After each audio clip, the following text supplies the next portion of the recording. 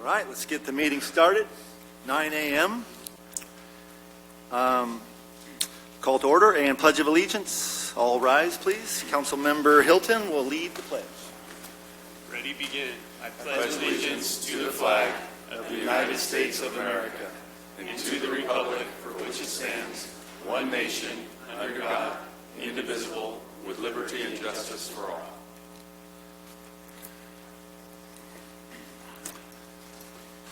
Moving on to item 1.3, City's Clerk's report on posting of the agenda. Thank you, Mayor. The agenda was posted on February 10th at 4:47 p.m. Moving on to roll call, Councilmember Bracco.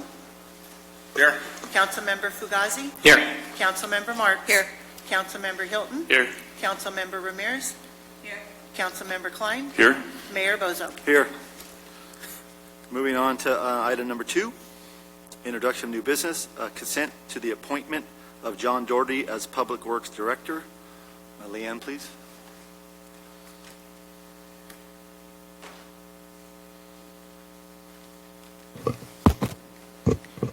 Testing.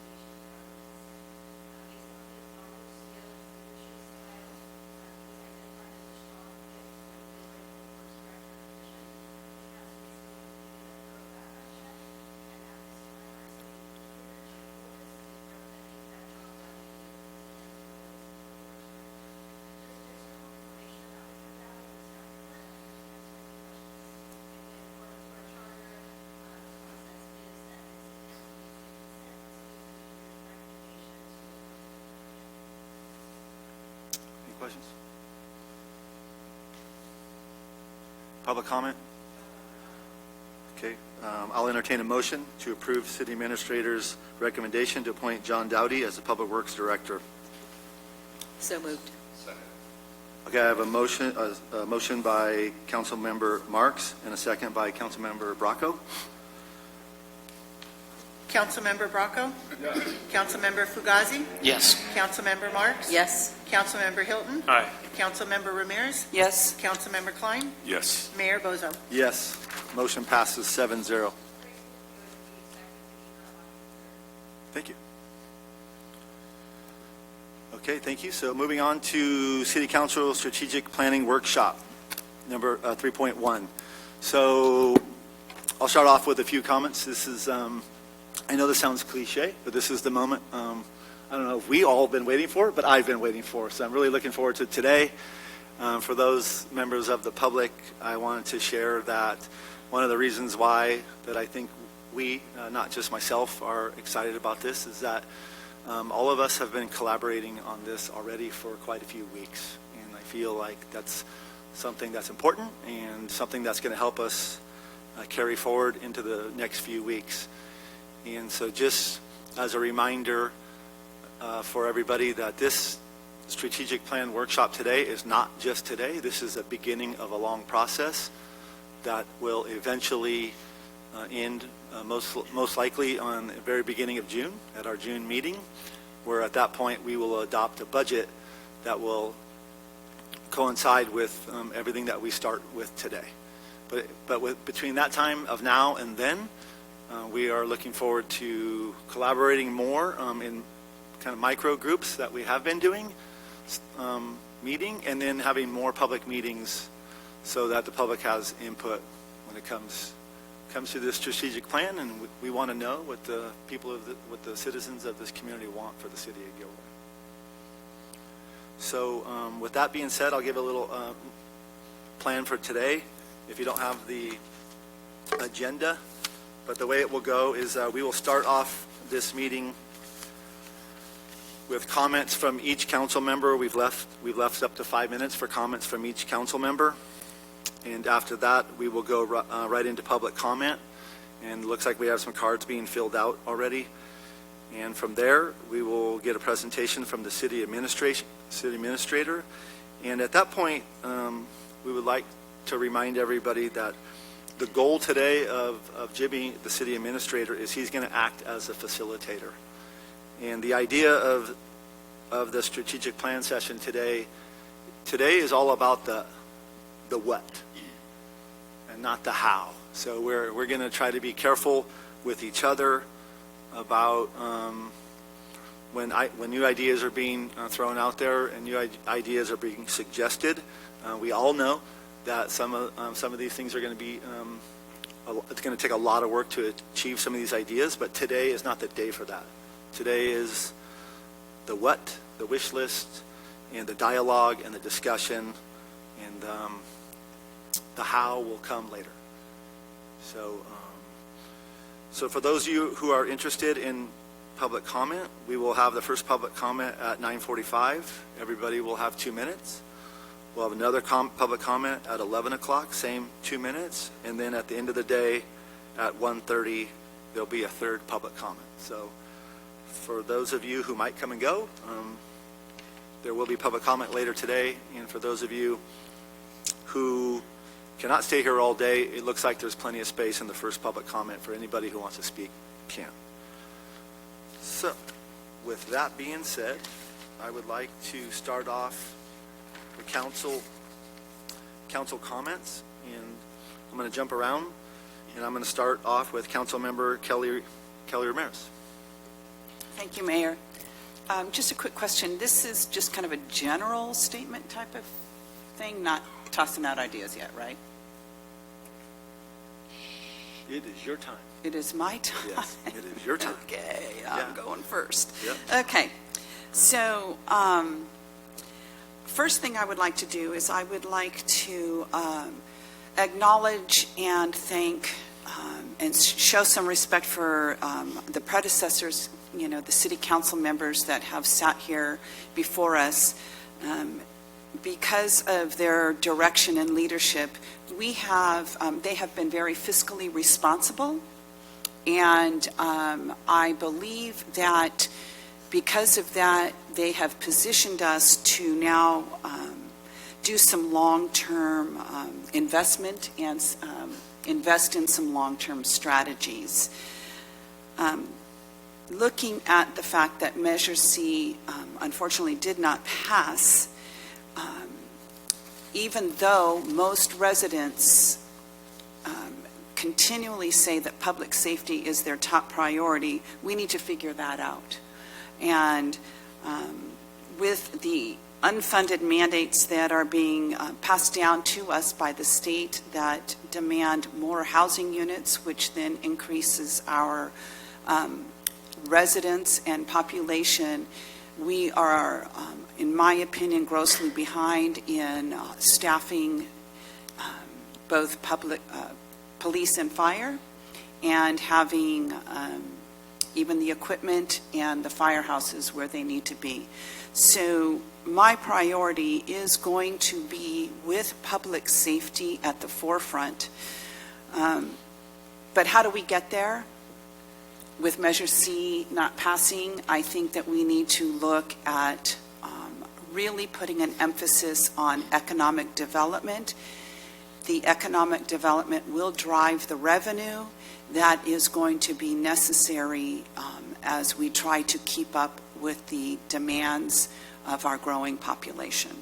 So when I start to throw ideas out, that is the area of my focus as we move forward. Thank you. Moving on, I'm going to go to Councilmember Bracco. Well, I think this is my 19th one. And some have been good, some have been bad. Some big things happened at a lot of them too. Things like the library, the police station, the gang task force. So a lot of good can come of this. My goal is to see our city get back to a place where our decisions are good for the whole city, not any one group over another group. I want to see us work more towards all of our city, everybody in our city, so that probably nobody's happy and nobody's mad at us all the time. So if one group's happy all the time, you know you're not doing it right. So I look forward to what we can do here today, and hopefully we can put stuff aside and get some stuff done. Thank you. Thank you. Third person will be Councilmember Hilton. Thank you. To my council colleagues, staff, and the public, I'm very excited to be a part of this process today. I bring not just the views of myself, but those of my constituents. We have policies and practices that need to be updated to 2025 standards. Unfortunately, these are coming through the implementation of our general plan, housing element, and state housing legislation. Legislating policy in-house often doesn't require budget allocations, and many best practices are already open sourced. While this meeting is for high-level goals, I'd like to find some common ground when it comes to housing for all, climate action, planning our multi-generational community center, civic center, updating master plans, further streamlining our building permit process, and most important, our human capital, or our employees. Many of these issues we can't solve alone, and we need to leverage partnerships that currently exist and be flexible when it comes to new partnerships.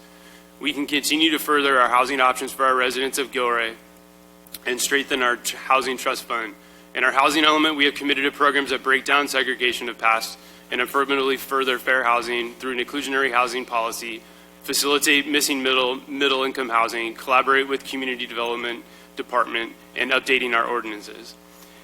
We must work towards housing equity. The consequences of failing to effectively and aggressively confront this crisis is hurting our residents, robbing future generations of the chance to call Gilroy home, stifling economic opportunities for workers and businesses, worsening poverty and homelessness, and undermining our environmental and climate objectives. Many of us hear from our constituents regarding rental price increases, whether market rate or below market rate.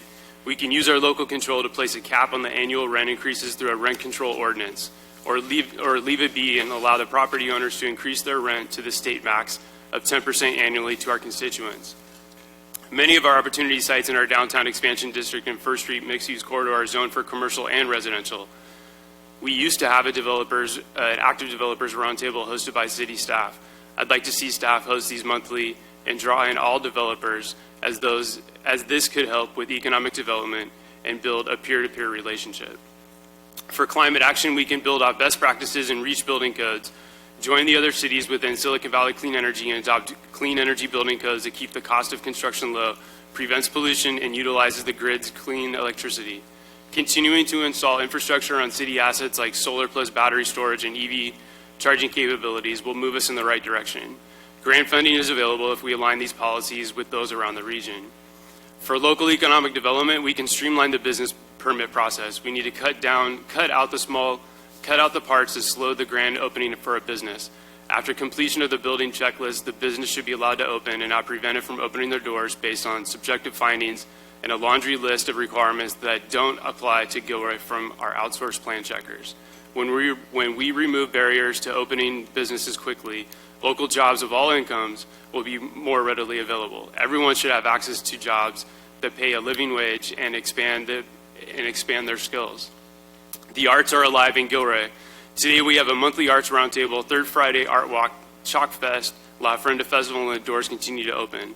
The City of Gilroy celebrates the role that the arts and creativity help in helping us navigate a pandemic, amplify the need for racial equality, and highlight the power of arts to change the lives for the better.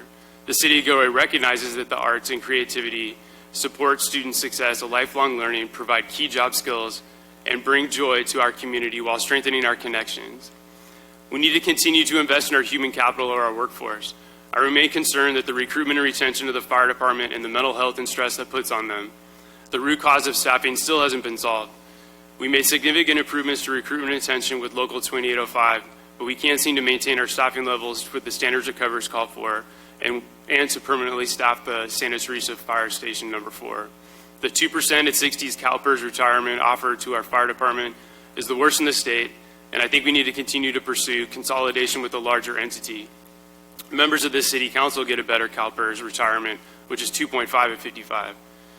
In a letter last year from the city administration in response to the countywide LAFCO service review, quote, "The Gilroy Fire Department agrees with and appreciates the potential advantages of combining services with South County region through participation with a single larger entity that would address increasing costs and needed efficiencies. Contracting out also brings the potential for one or more alternative service models to the Gilroy Fire Department. The city is currently in negotiations to finalize and receive funding for a permanent fourth fire station, the completion of which was contemplated as part of the necessary for response times goals by the City Council in 2019. With the completion of the fourth fire station, the recent City Council approval to initiate exploration of combined service in South County, we believe that there are many opportunities underway. With the action taken last month by the Board of Supervisors to dissolve the South Santa Clara County Fire District and annexing territories into the Santa Clara County Central Fire Protection District, now is the best time to continue that exploration of consolidation for our county partners, who have continued to provide the much-needed safety net in services, including expansion of the county St. Louis Hospital, Santa Clara Family Health Plan Community Resource Center, and many more. Lastly, our Housing and Community Services Division has 6 mandated programs that need to be completed in 2025 and 2026, 9 to still be completed. We can't allow our housing element to become decertified and open ourselves up for more builder's remedy projects. Our Public Works Department has many capital improvements projects that they are working on, from expanding or fixing our critical infrastructure. Finding the solutions to hire a senior civil engineer to manage these projects is essential. All of these legislative changes will make Gilroy more livable for all, and the path forward is clear to me. I look forward to working with everyone over the next 2 years. Thank you. Thank you. Next is Councilmember Klein. That's a tough one to follow up. I know, I shouldn't get so close. My first run at this a couple years ago, being new and the rook on the team, it was a lot to take in. But over these last 2 years, with my head stuck under the hood, I've got a good understanding of how the city runs and the challenges that we were faced with. If you look in what we got in the book, you go back in our history in the last 6 years, and like Dion said, he's been through this a lot. The challenges they had then are the same challenges we have today. We're still challenged with the same thing: public safety, economic development. But the thing I'm encouraged by is, number one, I'm at the table and I get to be a part of this discussion. But I also think being set up by previous councils financially, I think we're in a good spot. And I think we have a great team here working with staff to really push the ball forward in the needs that the whole community has, not just specifics, but the whole 60,000 people that we have to consider in the decisions we make and the direction we want to go. And so I'm encouraged by where we're going. I'm excited for today and look forward to having some good conversations. Thanks. Thank you. Next, Councilmember Fugazi.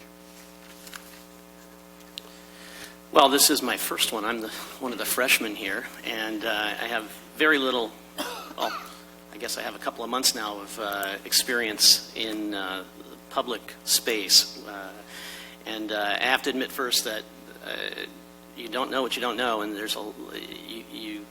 you realize how naive you are in certain areas when you change from being on the outside to the inside.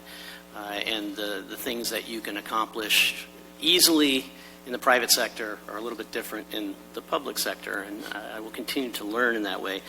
A couple of things council members already said that resonated with me. First of all, Dion, right here, in saying that representing the entire city is very important. And I said that on my first day sitting up there, that the amount of votes that I got in this election from all sides of the city meant that everything I look at, I have to look at from all sides of the city, and I mean that. But at the same time, it also means, as Dion said, that some people are probably going to be not happy in one area or another at one time or another.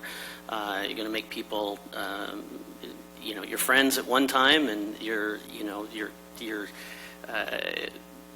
detractors and wanting to get on you on social media on the other. But in general, this process, I hope that we come up with some broad goals that then can be distilled down and brought back to us from Jimmy in terms of how we can have things that we can take action against, that we can have really trackable results. I'm encouraged by looking at other cities and how they use technology to track going forward the goals and the projects and things that the city is tasked to do, and that it's visible to everybody and everybody can weigh in on how they see we're moving forward and hitting those goals and things that we're going to discuss today, and that use of technology and that transparency and setting the expectations and then finding what the outcomes are and the consequences of that. And when I talk about consequences, it's not, you hear when you're obviously young, there's going to be a consequence for your action, but it's not always negative. It's also positive. There's positive consequences, and there's just realignment that you must do and rinse and repeat in going through these processes. And I think that's really important for us, and we have to be introspective. We have to be willing to know when we're wrong, when we haven't quite taken the right steps, and that we adjust and move forward.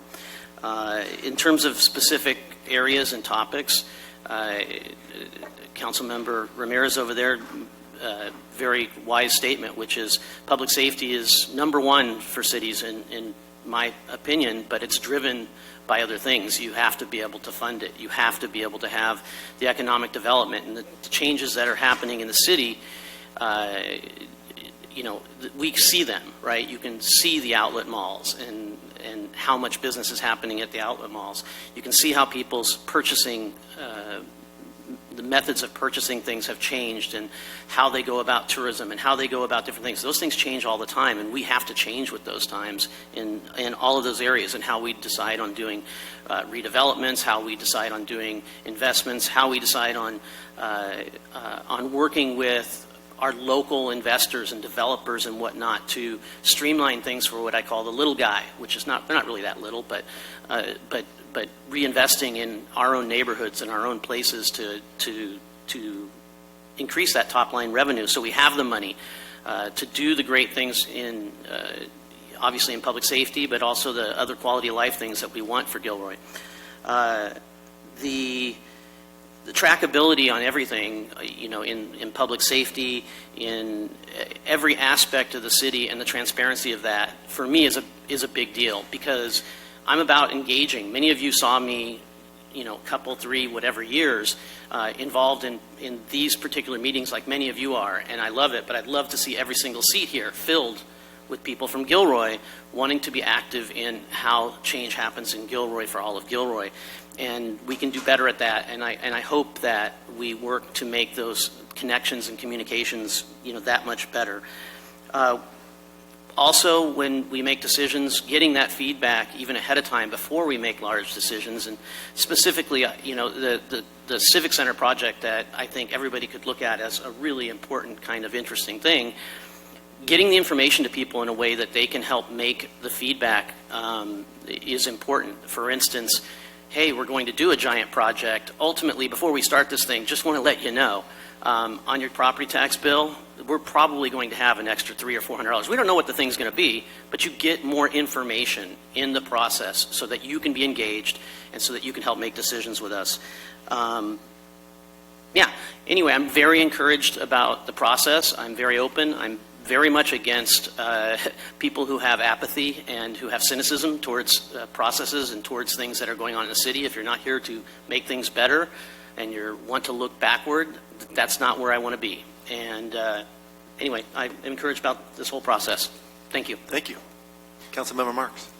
Well, I guess one nice thing about going towards the end, everything's been said, so, I can say ditto. When I saw the email that we had to give a 5-minute presentation, I started thinking, God, what am I going to say? Because this is year 7 for me on the council. And in looking at the binder, I went back, throughout the years that we've been doing this, and I thought we had all these great goals, but we've never really attained, most of them. And so I thought, this is a good strategic planning session, but now it's time to put forth what we say. It's like the same things every single strategic planning time. And we have to come up, and I agree with Councilmember Bracco, we want everyone included in the city. We don't want to just have one group constantly getting everything. And I think our council, I'm very encouraged by this new council. I think we're going to have a lot of that, and I look forward to working with them. But what I would like to see today is that we talk about our goals, but I also want to see steps taken that we're going to implement these goals and not come back in another year or two and look at the same goals. I want to see them done and completed in a short period of time. And if there are goals that are going to take a lot longer to complete, then I'd like to have the council discuss what is our strategy on getting there, because we don't do that. And I also wrote down one more thing. I would like to see our goals revisited every 2 months as part of the agenda to say, hey, where are we now? What are we doing? What can we do better? What do we need to adjust? And we never do that. So that's what I'd like to see today, is some good planning, good strategies, and good implementation plans. Thank you. Thank you very much. Okay, I will wrap it up. Something I feel strongly about, and we've already heard it today, is economic development. And the reason why I feel so strongly about economic development is I believe it's tied to a lot of what we are talking about today. We need revenue to achieve some of the things, most of the things that we want to do. And our economic development in Gilroy has been somewhat flat for quite a few years, and I think we need to put a lot of emphasis on economic development. So to give you some examples of what I believe needs to be done is we need an aggressive economic development team. We need a team that knows how to build relationships throughout this business community and this community. Part of economic development means city beautification. I think that city beautification can send a message to the residents of this community and to folks coming from outside, investors, visitors, tourism, that we are doing things differently. And city beautification is a great way to do that. Also, something that we've all been talking about a lot lately is enforcement of our current ordinances. We need to figure out a way to have stronger enforcement. Law and order is very important to economic development. One way that I believe we can do a little bit better with economic development is to promote peer-to-peer relationships with staff and members of this community. Peer-to-peer relationships are a great way for staff to get to know the private sector and the nonprofit sector.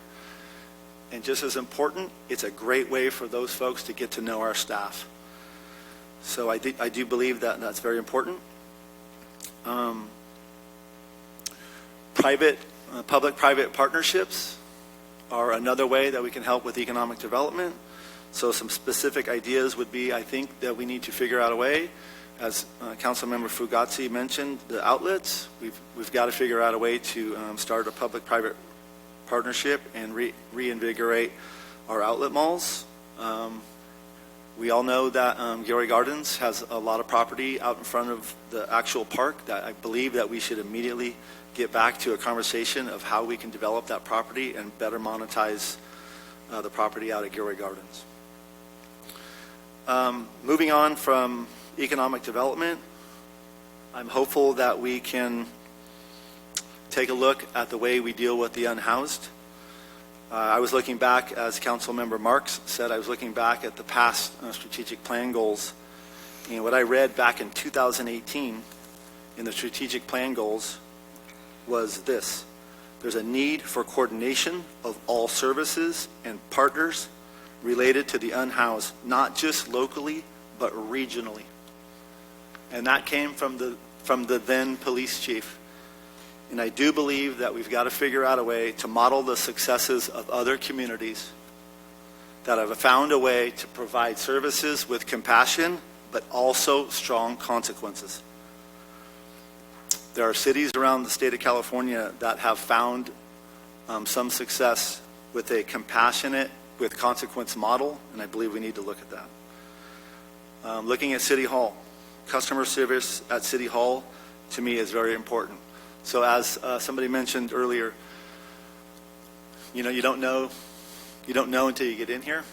And what I have found within City Hall is there are some great things going on. There are some great people working here, and there's a lot of camaraderie amongst the city staff. But I don't think that our public knows that very well.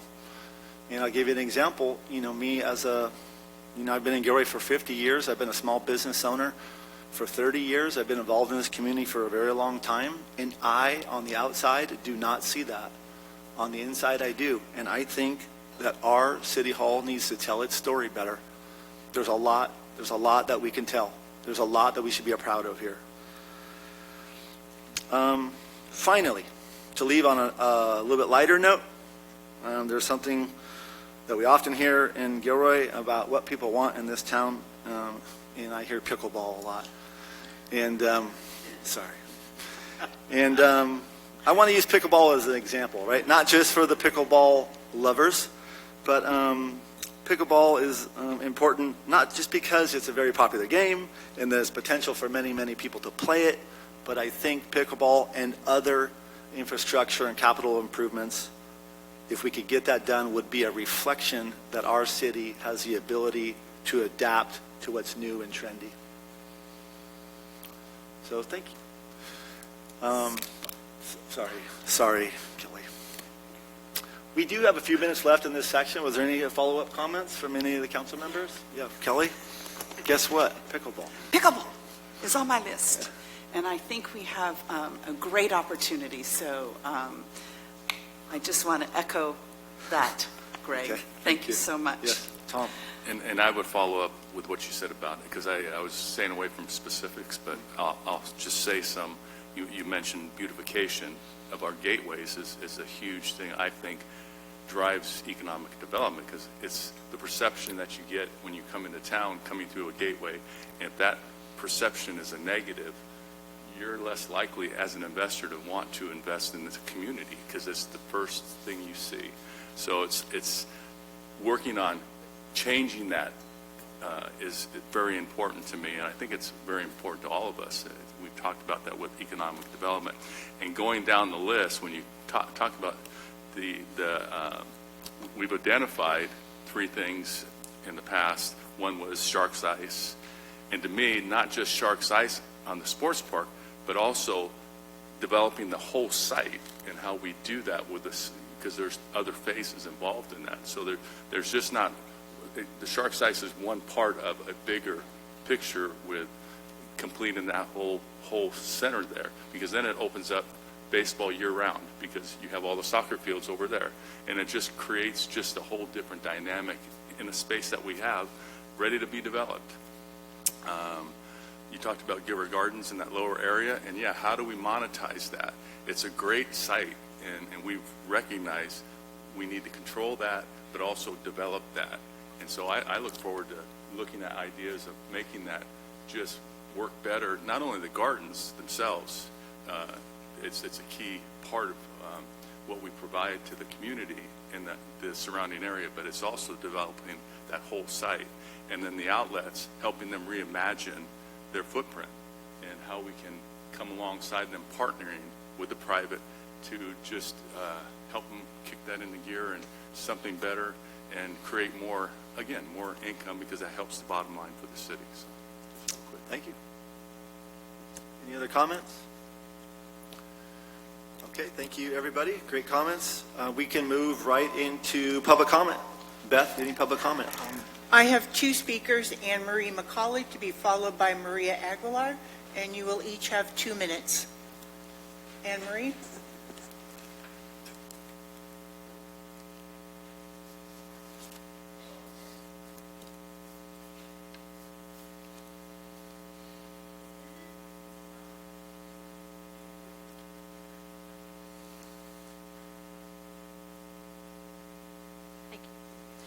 This isn't an easy time to be a politician. Gilroy has a very diverse community, and I believe the current council is being unfairly accused of misrepresenting our citizens because of your race and economic standing. I spent the last 2 years paying close attention to your representation on City Council, participation as citizens, and involvement in the community. Each of you had the moxie to run for City Council and receive the votes to win. It was a close election showing that every vote counts. Now 7 votes represent 60,000 people. Most citizens have not invested the time I have in learning about you and how city government works. The only thing the citizens will judge you by is how you vote for them. The last election proved that if you reduce your citizens to numbers on a spreadsheet and leadership to simple accounting, you will not prevail. It also proved that my voice as a citizen can be just as powerful as your voice as an elect. Today, I thank the 4 incumbent council members and our city manager for listening to my voice in 2023 when asking for a housing coordinator. The council should be praised for developing our housing and community services division. Your commitment to this group is evidence that the accusations of your inability to represent our significant and long-standing poor demographic is untrue. We all agree the city can't afford to fund our housing crisis. We all agree we need economic development. This team has the ability to bring our tax dollars back to Gilroy in amounts that far exceed their salaries. This team is a bridge to our service providers and charities who cannot access funding without city involvement.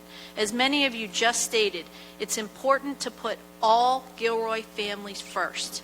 Your support of Housing and Community Services Division is a great reflection of this. Thank you. Good morning, everybody. My ask is just maybe an outreach. There are many residents who are elderly who are sitting on $1 million plus in equity, and yet they can barely support themselves on their daily cost. Everything's going up. Homeowners insurance is expected to go up by 22%. I know that in city of San Jose, the mayor sent out a flyer to every resident on information about how to get through the process of getting an ADU. And I believe that that's something that we should be doing here. Maybe a simplistic form for them to follow, for them to know that there are grants available, how easy it would be to build an ADU. Once the foundation is in, the connections are in, they have prefabs. They can just be put on the site. At that point, that individual can choose to divide their lot, sell the front, or have their kids move into the front, and the homeowner can age in place right there in their site. Thank you. Thank you. No further speakers.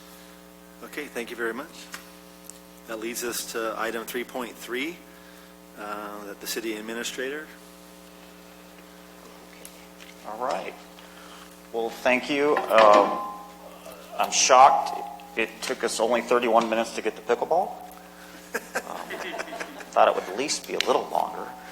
Let me turn this off. Okay. All right. My slideshow. Turn it back on. Turn it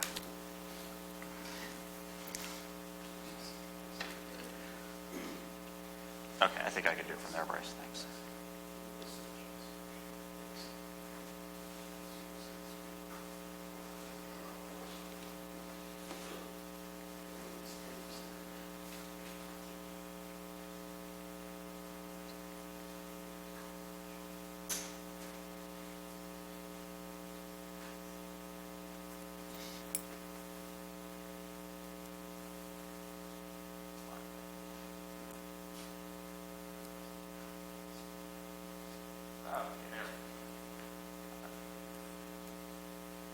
Okay, so this next 30 to 45 minutes is going to be about the only time you get of me, because I've told most of you that if I do more of the talking than you do, this is not a very good day.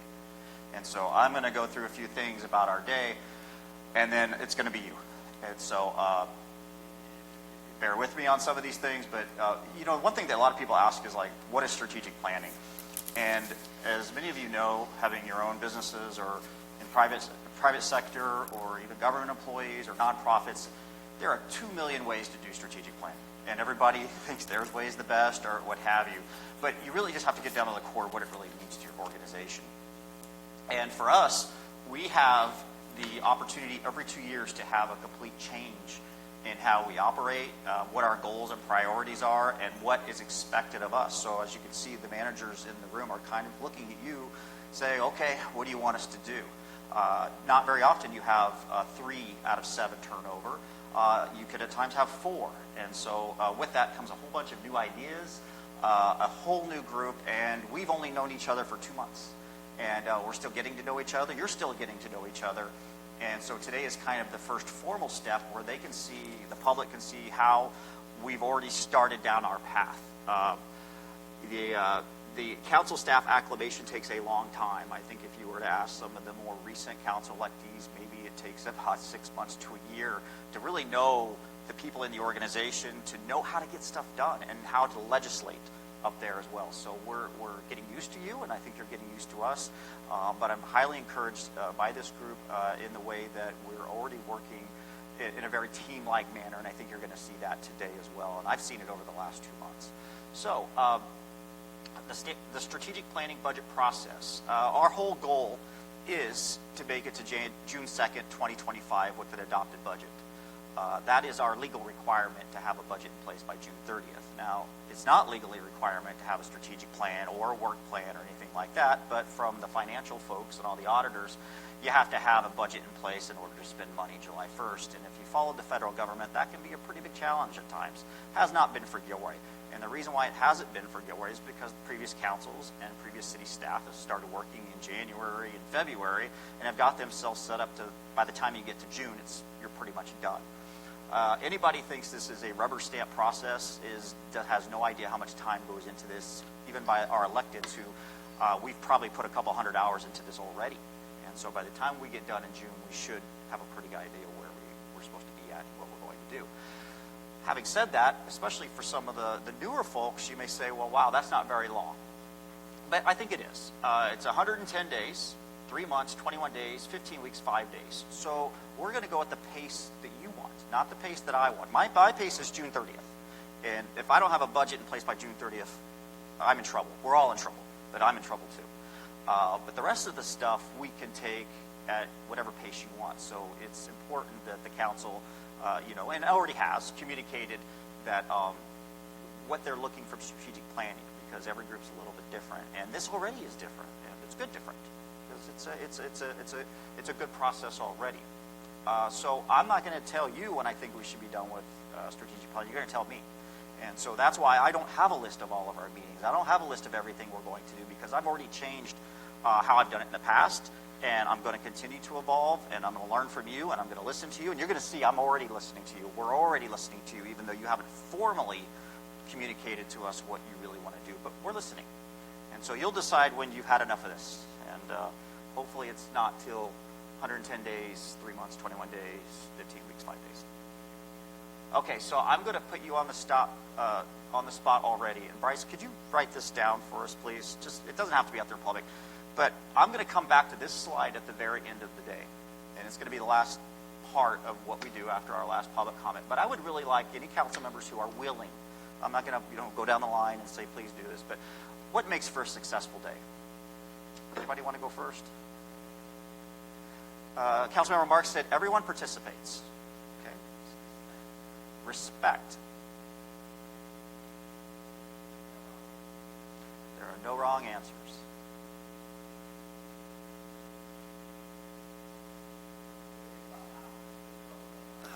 Today is about the what, not the how.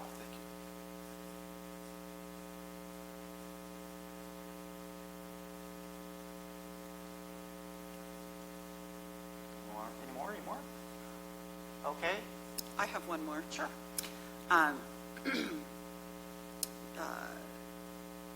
Try to not go down the road of that's not how we do it, or that's not how we've done it before. We've always done it that way. It's just how we do it. Yeah. Okay, so we have some pretty basic things. Be positive. That's hard. That's hard to do sometimes. And when suggestions are given, let's have some solutions, to the problem. I mean, look at pickleball. Okay, yes, pickleball. I got solutions. Let's talk about a solution. How do we get there? And actually, like I said when I was talking about my goals, I want to see us move towards whatever we're saying. We believe in economic development, then let's talk about how do we finance an economic team. So it's always positive where we're moving towards it. We're going to talk about solutions. We're going to be specific.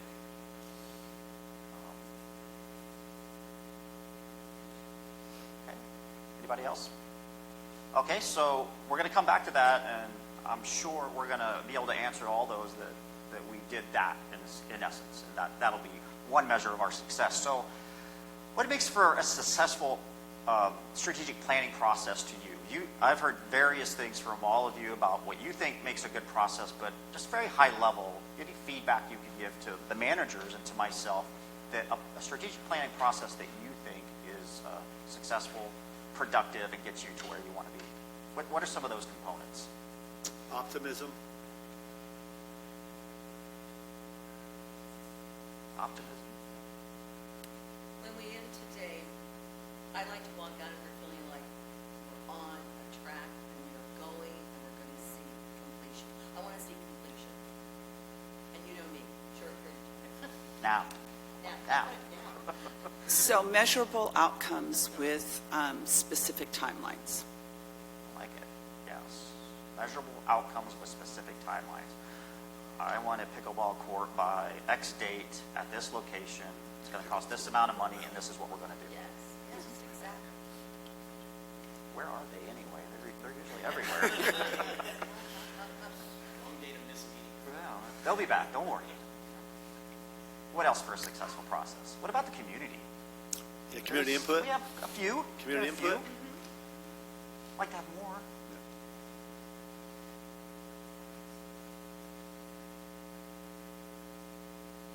Community input, Staff input at some point. staff input, employee input, union input.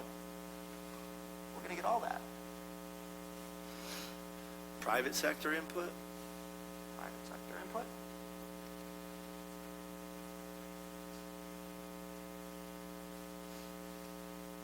Anything else? A willingness to look at best practices elsewhere instead of having to reinvent the wheel. Sure.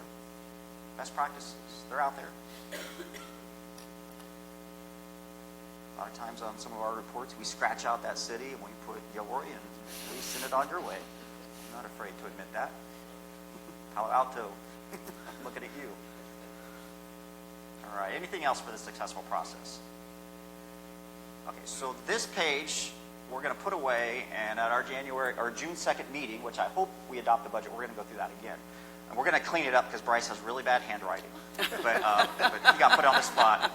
But and then every one of our strategic plannings, we're going to have a sheet that we start in the beginning, and we're going to look at the end. But this is the one that we're going to look at the very, very end. And if I can't look at that with you and say we did this, this, and this, then maybe we're not ready.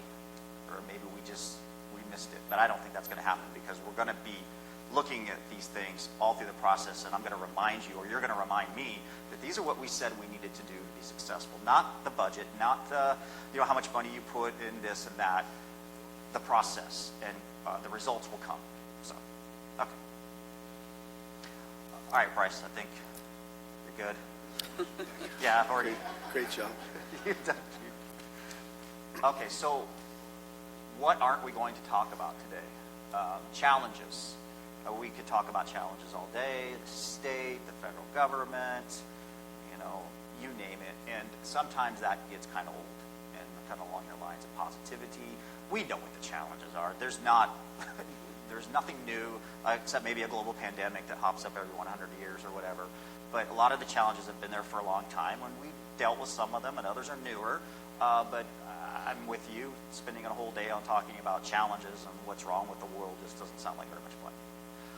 Finances. We will talk about finances, and we'll talk about finances a lot, but not today. Not today. Just pretend that we're really, really rich and we can do whatever we want. And because that, again, is another challenge. What we can't do. I always like to say, that, and I get picked on with this, that anything's possible, but to what level do you want it? And so today we're not going to say that's not possible. Let's say about, well, okay, it's possible, but to what extent can we do it?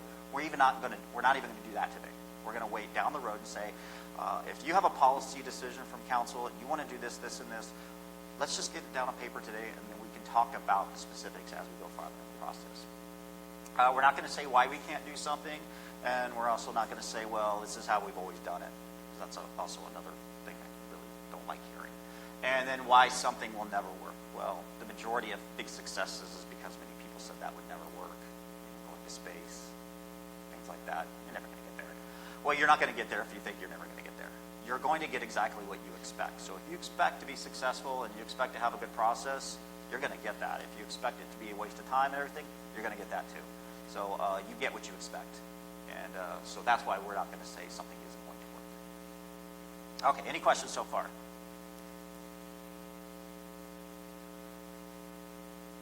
All right, so we're going to talk about staff expectations and commitments, but not just for today, and kind of what we as staff are looking from you. First and foremost, as Councilmember Marks said, tell us what you want us to do, and tell us what you want it, how much of it you want done, and then when we come for the budget, make sure you give us the resources to do it. We'll do it.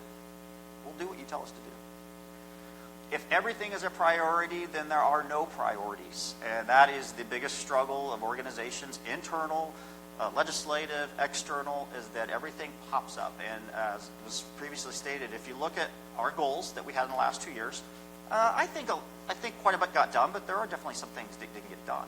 But one of the biggest reasons why things don't get done is you get distracted, or you lose your focus, or something pops up that becomes more important. Global pandemic. Totally understandable. Most of the goals we had in 2021, we were trying to survive, trying to take care of our community. So looking at things maybe from economic development and stuff like that maybe was not the highest priority at the time. But we're in a different situation right now. We will not overpromise and underdeliver, nor underpromise or overdeliver. Those are both very dangerous to do. One, you tell everybody you can do stuff and then come to find out you really can't do it. Or you just say, oh, we can't do anything, but you know you can do something. So we're going to be very realistic with you, and I'm going to show you something in a minute that might kind of bring that into to play. We stay focused on our goals. That is a job for all of us to do, in that when something does come up, we have to remind ourselves, what are we going to sacrifice on our goals and our priorities in order to do this? It's hard because it's zero sum, and in most places, if something comes on, something is probably going to get delayed or dropped off, and it's good to keep being reminded of that. Council sets the policy. So if there is something that you want changed in your community, either through ordinance or resolution or whatever, it takes 4 of you to do that. And once you do that, then that's our direction. I know that everybody has their own opinions and own thoughts, but you can't do anything without each other. And if you don't work well together, then it's hard for us to work well with you. And so we're looking for you to set the example on how to get your stuff done, because if you get your stuff done, then we can get our stuff done. And you do that through policy, laws, and legislation. And then lastly, it's hard to remember sometimes, but there are 7 of you, and I talk to almost every day. I talk to you, one or another, and but I have to be told what to do by the majority. And a 4-3 vote is the same as a 7-0 vote to me. And that's really hard sometimes because you have passion. And one thing we all enjoy, love this community, but a 4-3 vote, it means that you're that close to getting what you wanted or not getting what you wanted, but at the end of the day, it doesn't matter to us. It's 7-0, same thing. All right, how am I doing on time? 9:54. Okay, ground rules. Something in common. Everybody in this room loves Gilroy, and if you don't need to be here. Okay. Now, how you love Gilroy, or how you express that, or how you think you're right and other people are wrong, well, that's where the fun comes. But at the end of the day, there's nobody in this room that doesn't care about this community. Just not happen. I think as some of you, especially our new 3, have learned, the staff is very helpful. They're here to help you. They're here to make your lives easier and to get you the information and to get you what you need to make the best decisions that you possibly can make. And when I go back to the staff acclamation, and I had this conversation yesterday with a council member, that this group works different than the previous group. And every group works differently. And so things that we have brought to you that normally go right through just didn't. And that's fine. So now we know, and we're going to get better at it, and we're going to get more acclimated, and we're going to be ready, and we're going to know ahead of time where the points are of this group that you want to address before we even get there. But it takes a little bit of time. But it's just part of the business. And we've seen it before, and in 2 years we may have a different group, and they may have a different approach, but we'll adjust. You'll see very quickly that we acclimate very quickly. But we're here to help. Everyone has a voice, but today, as soon as I get done talking, council's voice is to be heard. So as I said earlier, if you're not doing all the talking after 10:45, it's not a very good day. So I know this group will talk. I know they'll talk because that's what you've told me you wanted. There are no decisions today. Nothing bad ideas. No, we can't do that. That'll never work. We're going to say that over and over, and we're going to remind ourselves during the day that, okay, let's put that down as an idea, because what somebody's ideal may be way up here, but maybe reality is kind of a little bit different. So why shoot it down before you really even know what's possible? No bad questions, no bad ideas, and then the weeds have to be avoided. Today is not the day to get into the specifics of what you're looking at. We're looking for policy direction. And then today is just the start of the process. So even if we don't get through everything I have on the agenda, it's okay. We'll have other times. We'll set aside other opportunities, but we won't sacrifice time for quality because we have plenty of time. And if we have to meet every week or two, let's do it. But I want to get it right, and I want, when we get done on June 2nd, to say, wow, we really put a lot of time and work in this, and we got the result we were looking for. So how did we prepare for today? As I already mentioned, one thing that gets thrown out a lot in government is the term rubber stamp. And as a staff member, that can somewhat be insulting. And I think as council members, it can be insulting because it makes the assumption that the only time any of us have ever talked to you or worked with you is every other Monday, first and third Monday of every month.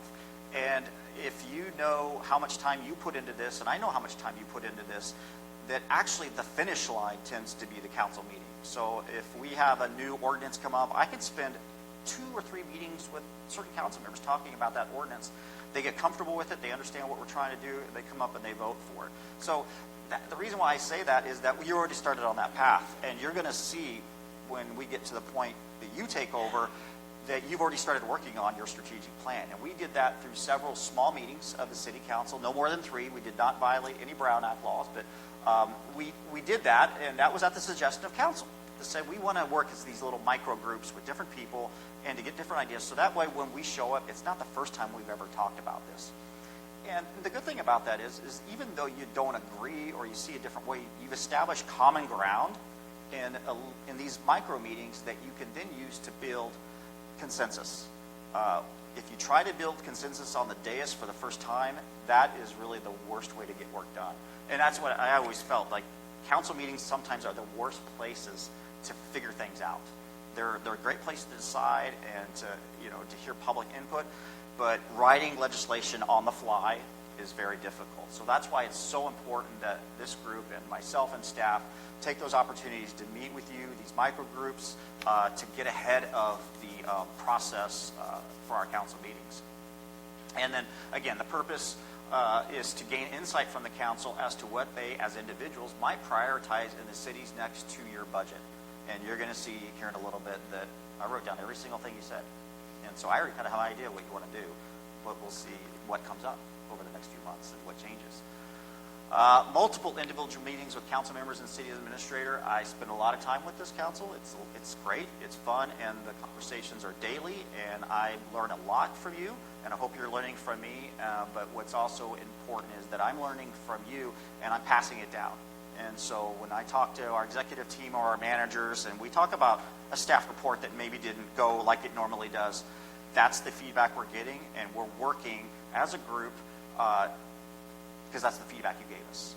And so those are the pre-planning, those are the investments. I call them investments in time. And I'd much rather have those big, long investments in time than to spend so much time up there not getting things done. Got any questions, anything? Rolling here? Let's see. Yeah, I've got till 10:45. I'm at 10, so we'll probably be a little ahead. We were ahead a little bit with public comment, but it's okay. Okay, so what is strategic planning? I think it's actually very simple, and I think there's a lot of places that really complicate it and lose kind of what they're trying to do. And I just think there's three things for us. One is setting goals, and that's the council, and that's where do they want to go, what do you want to achieve? Very simple. And then what are your priorities? And we're going to go through the list of former priorities and goals, and you're going to see maybe in your mind that it's time to change some of those. So that's the feedback we'll need. Next is policy direction or allocation of resources. The biggest policy decision you make every other year is your adoption of the budget. Because we can't do anything without money.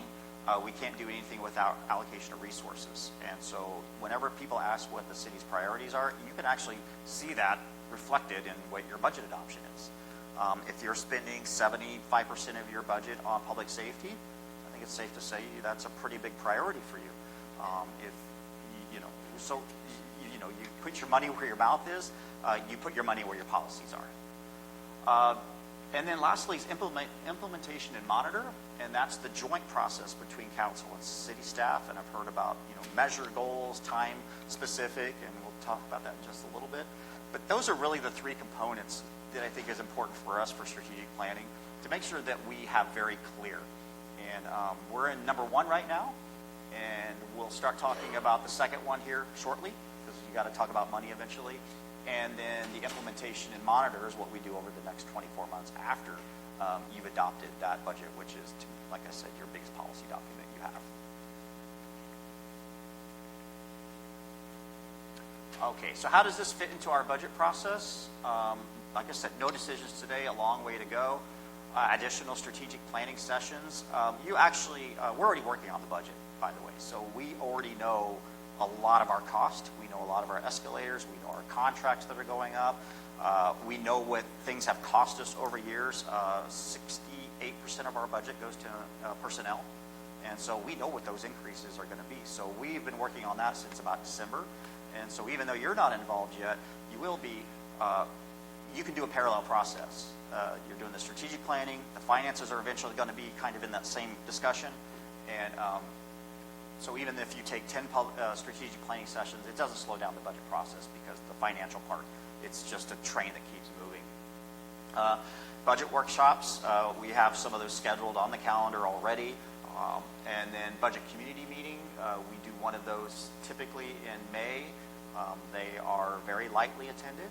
I'll be honest with you, that we don't get a lot of interest in those, but we still do them. And then the budget adoption, the final step in the strategic planning process.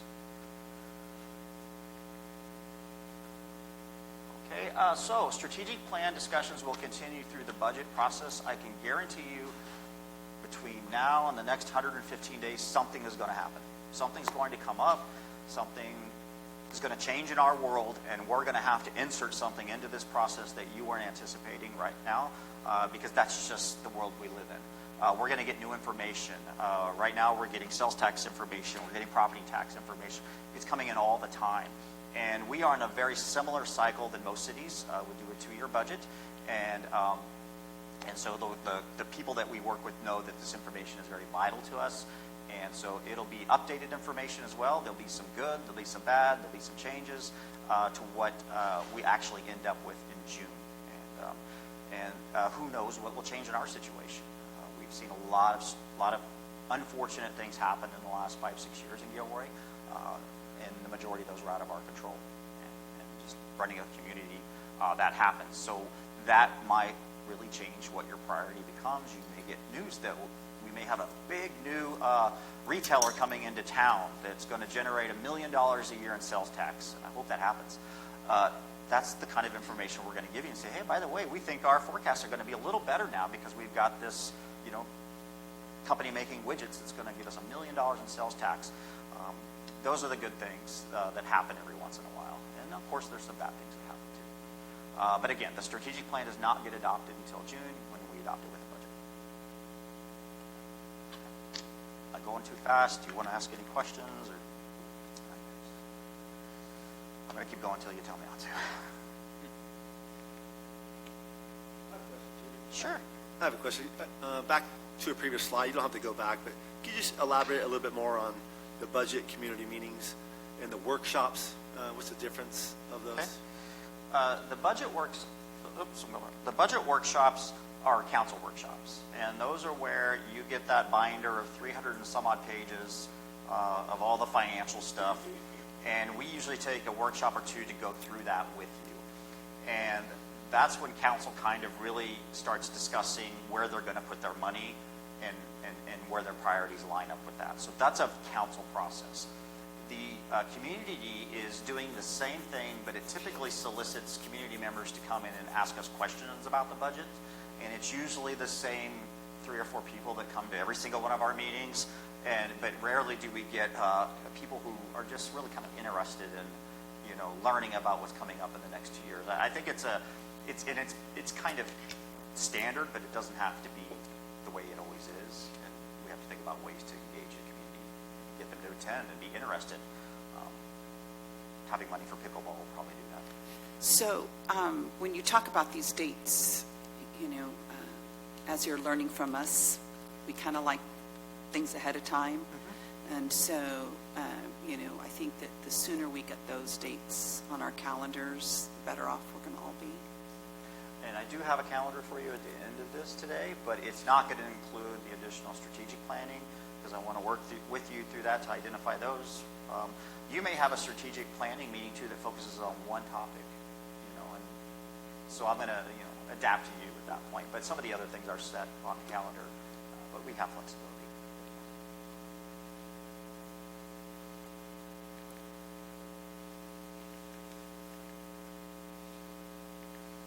Okay, so we have vision, mission, and goal section, and those are things that we look at every 2 years. And I want to give you a little bit of the organizational theory of the mission and vision. At the very highest level, our mission describes what our purpose is as an organization. And for the city, it's simple and it's generally recognized. It's what cities are supposed to do. Okay, we provide quality service to our community and yada yada yada yada yada. That's typically a city mission statement. And then the vision is where we eventually want to be, and by this date we want to be here. So these are very high level, very non-specific, and typically your mission statement doesn't change. You can see a lot of several companies that have been in business for 100, 150 years, and the mission statement is actually very similar to where they started 150 years ago. So that is something that is not changed all that routinely. Vision is something that the city updates, and right now we currently have Vision 2030, and it is not. It's not proposed to update that at this cycle. It would probably be the next one because we're only in 2025, and then that would be Vision 2040, and that's a pretty extensive process where you identify what you want to look like in 10 years. And that's not where we're at with this right now, but something that certainly is coming up as we get closer and closer to 2030. And then we get into the objectives, which are the more detailed milestones that are required to reach our goals, and we also call those council priorities. And some of our previous ones, which I'll show you in a minute, has been to increase public safety, do this, increase, maintain, things like that. And then the activities is what gets done, which is the staff work plan. And you saw that it was sent out by Bryce a couple of days ago. That's the work plan adopted 2 years ago. We look at that and we look at where we're what we've got done, what we still have to get done, and things that maybe have changed. And then the last part that I have heard from you and listened to is progress. I've really heard from the council you want to change the way that we measure progress. And so that's calling it Gilroy Smarter. We're Gilroy Strong, and now we're going to be Gilroy Smarter. And I'm going to show you in a minute what that really means. Just one way. Okay, so Vision 2030. You may have seen this on our website or in some of the documentation we gave you as you were a candidate or what have you. But Gilroy 2030 is a safe and family-friendly community. So this would be the opposite of a SMART goal, because it's not specific, it's not measurable, it's not really achievable. It's like feelings and how you want your community to be, but this is very high level. Our thriving downtown, the heart of the community, our arts and culture, our complete neighborhoods, our accessible recreation and leisure opportunities, our green city, it's environmentally friendly, our easy access and mobility, our balanced local economy, and our inclusive Gilroy community for all, which makes us a great place to live. So these were adopted, I can't remember, probably about 2020, 2018 maybe, somewhere around there. And so they're very general, they're very non-specific, but that's what the council at that time adopted.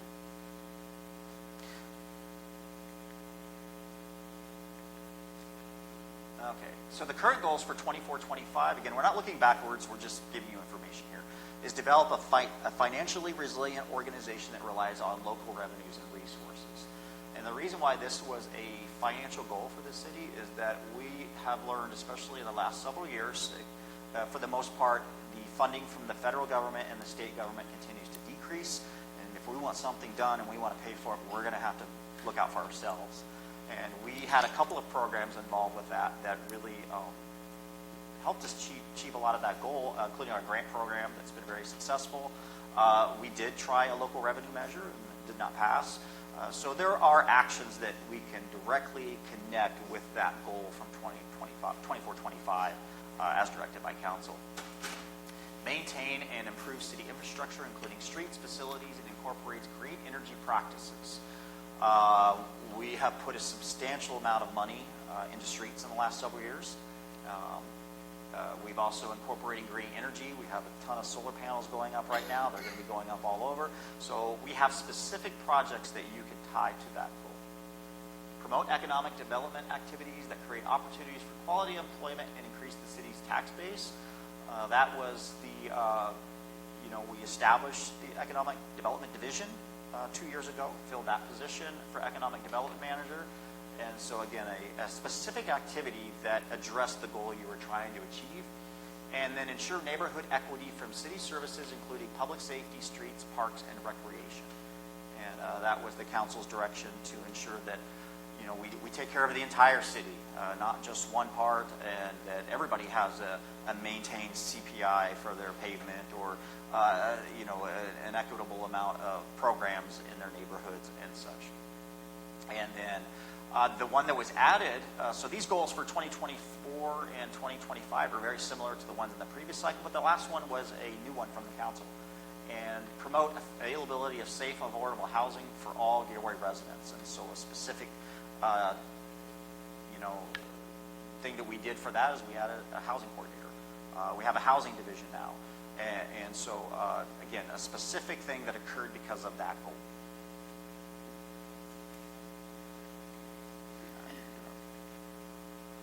Okay, so I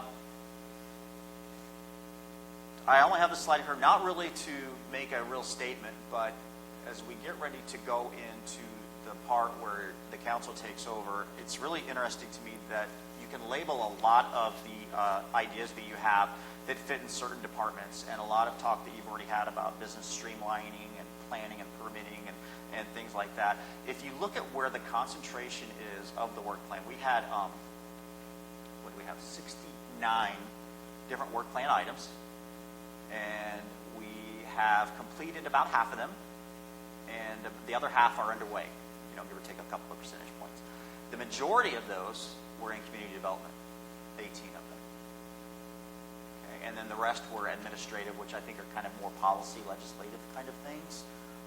But just so when you go through this and you talk about the things you want to do, just keep in mind that previously a lot of what you've seen from other councils actually kind of come from the same department. And it's not. It's because you're talking about economic development. You're talking about housing. A lot of the programs that are coming up and are being repeated, they actually come out of the same department. So just something to keep in mind. I'm not, like I said, we're not going to say what you can and can't do, but that's just a snapshot in time right now of what our current work plan is.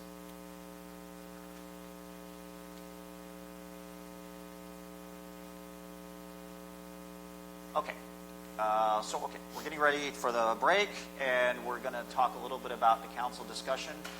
The city's current work plan connects with the mission, vision, goals, and priorities of council over the years. So the goals and everything that we had in the last budget process and period have evolved over time. A lot of them didn't just pop up, and it's happened over the years, but they've certainly, like I said, the last one with housing was a new one last time. Every few years, there's changes in the council, and what the community expects, it's time to reevaluate, and that's what you're doing today. And council discussion is one of the many input opportunities, including some things that we've kind of told you we're working on, but you have not seen the results of. And one is the community survey, which we have completed. We received about 750 responses from the community, just asking some very basic questions like quality of life. What do you see are some of the issues that the city needs to address? What do you like about the city? What don't you like? Several questions that are not statistical drivers. They're just getting a sense from the community that are they in touch with what you think the city needs and what we think the city needs. And so it's a piece of the pie, and then we also public comment during these meetings. You'll hear from many of the public. We do board and commission input. So we've already started reaching out to our boards and commissions to ask them what they want to see in the budget, what their priorities are. And that helps, again, as another data point for the council as you're getting feedback from your constituents, the community, the business community, what have you. It's another data point for you to consider when if you hear the same thing from all these groups, then I think it would be, reliable to say that it's a priority for your community. And then the other part that we did too is we are doing an employee engagement survey. So you also have the input from the employees as to what they're seeing and what they think should be some of our priorities. So you're going to get all this information. It's not statistical. It's not scientific. It's just a tool to help you hear from other people. So you're going to be seeing those things over the next couple of months when we bring those to you during the strategic planning process.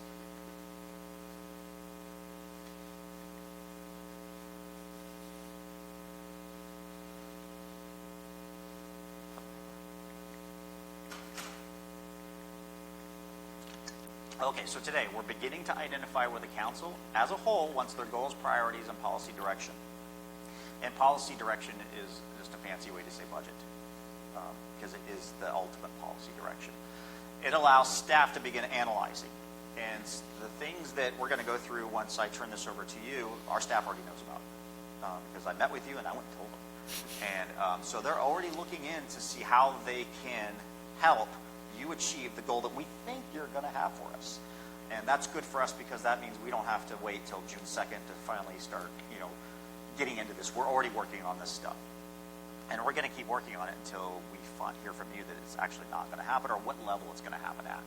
So the staff begins analysis. Our finance department's already working on some of the things that I know you're talking about. You've said them publicly. You've said them today. And they listen.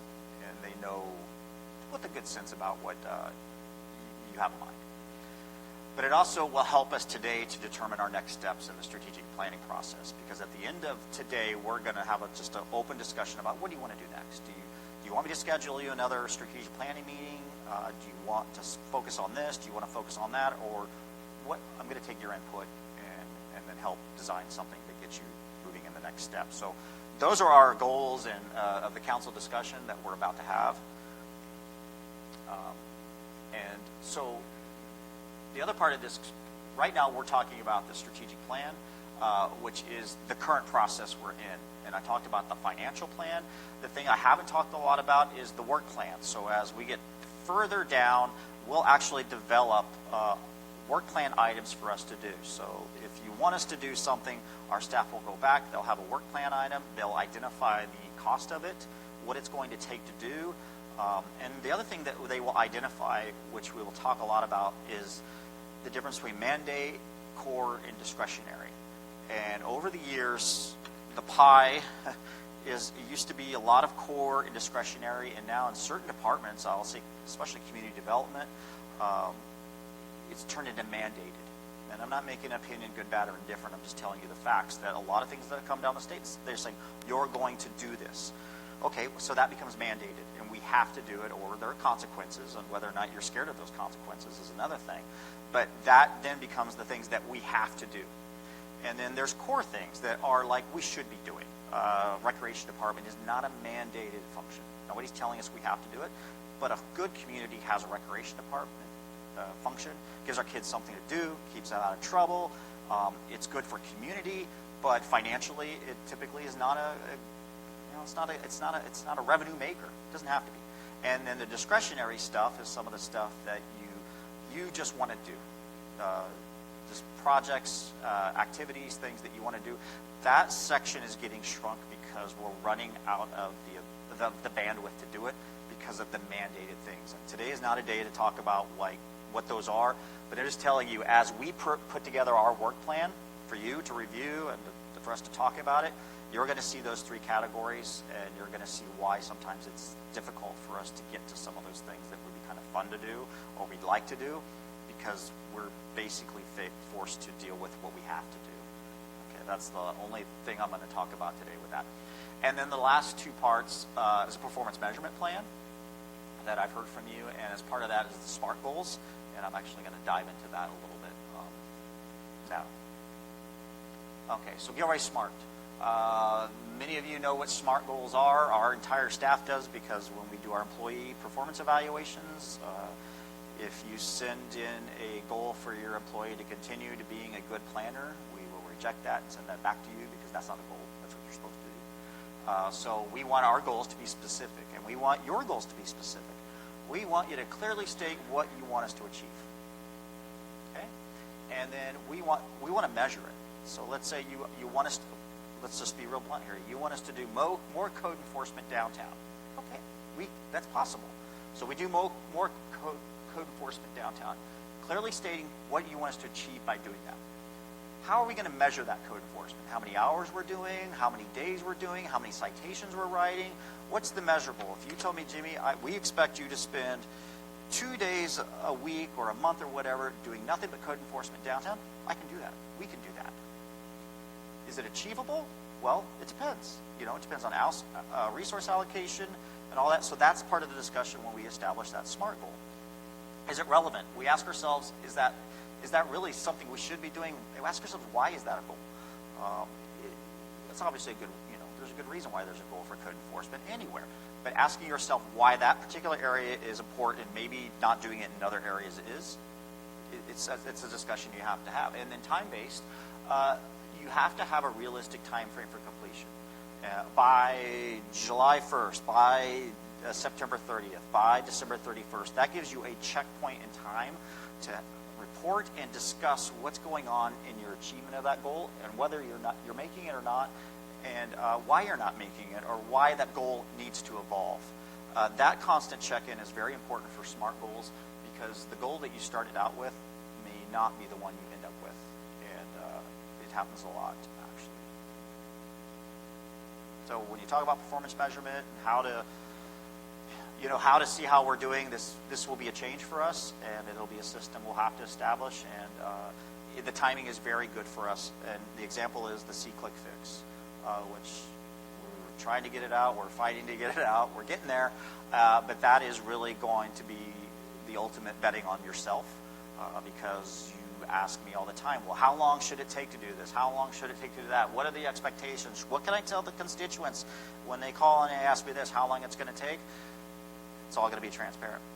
It's all going to be on our website that says, on this day, X was reported. We told you the expectation was 72 hours. It's been 144 hours. We got to answer that question, why? And I'm okay with that. I'd much rather prefer that than some of the alternative methods. Well, we're not really sure. We'll get to it when we can. The key is that not everybody will like the expectation, but at least they'll know the expectation, and that's what I think this council wants, and I'm excited to go through that as well, because it lets everybody know what we've committed to doing. So that's another probably strategic planning session in itself, but that is the Gilroy SMART that we're gonna be working towards. Any questions? Doing pretty good. Okay, so I think right now we're a little ahead, but I don't think that'll last. So I think if it's okay, why don't we go ahead and take our break now, because I'm done. I've talked way too much, and I'm tired, and I want you to do all the work now. And so why don't we take a break, our 15-minute break, and then we'll come back, and I'm going to sit in a chair, and I'm going to write down everything you tell me, but it's going to be the mayor and council show from now. Jimmy, as a reminder, we do have a public comment after this, so anybody from the public, they have 15 minutes to prepare to do that if they would like. Please don't be shy. Come on After- now. You have something after to the say. I break. know you do. Yeah, so we'll take the break till 10:45. We can do the public comment after that. Yeah. And then we'll get to work. Cool. Okay, thank you.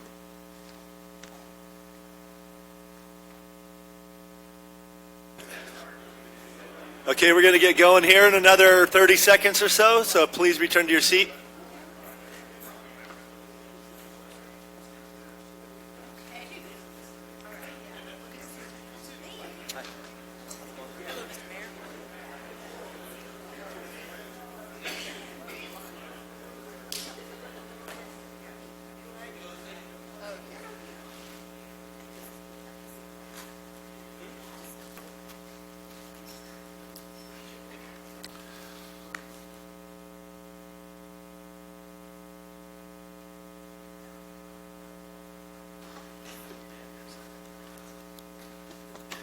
All right, we will continue the meeting, and per the schedule, the next item is public comment, and I believe we have one.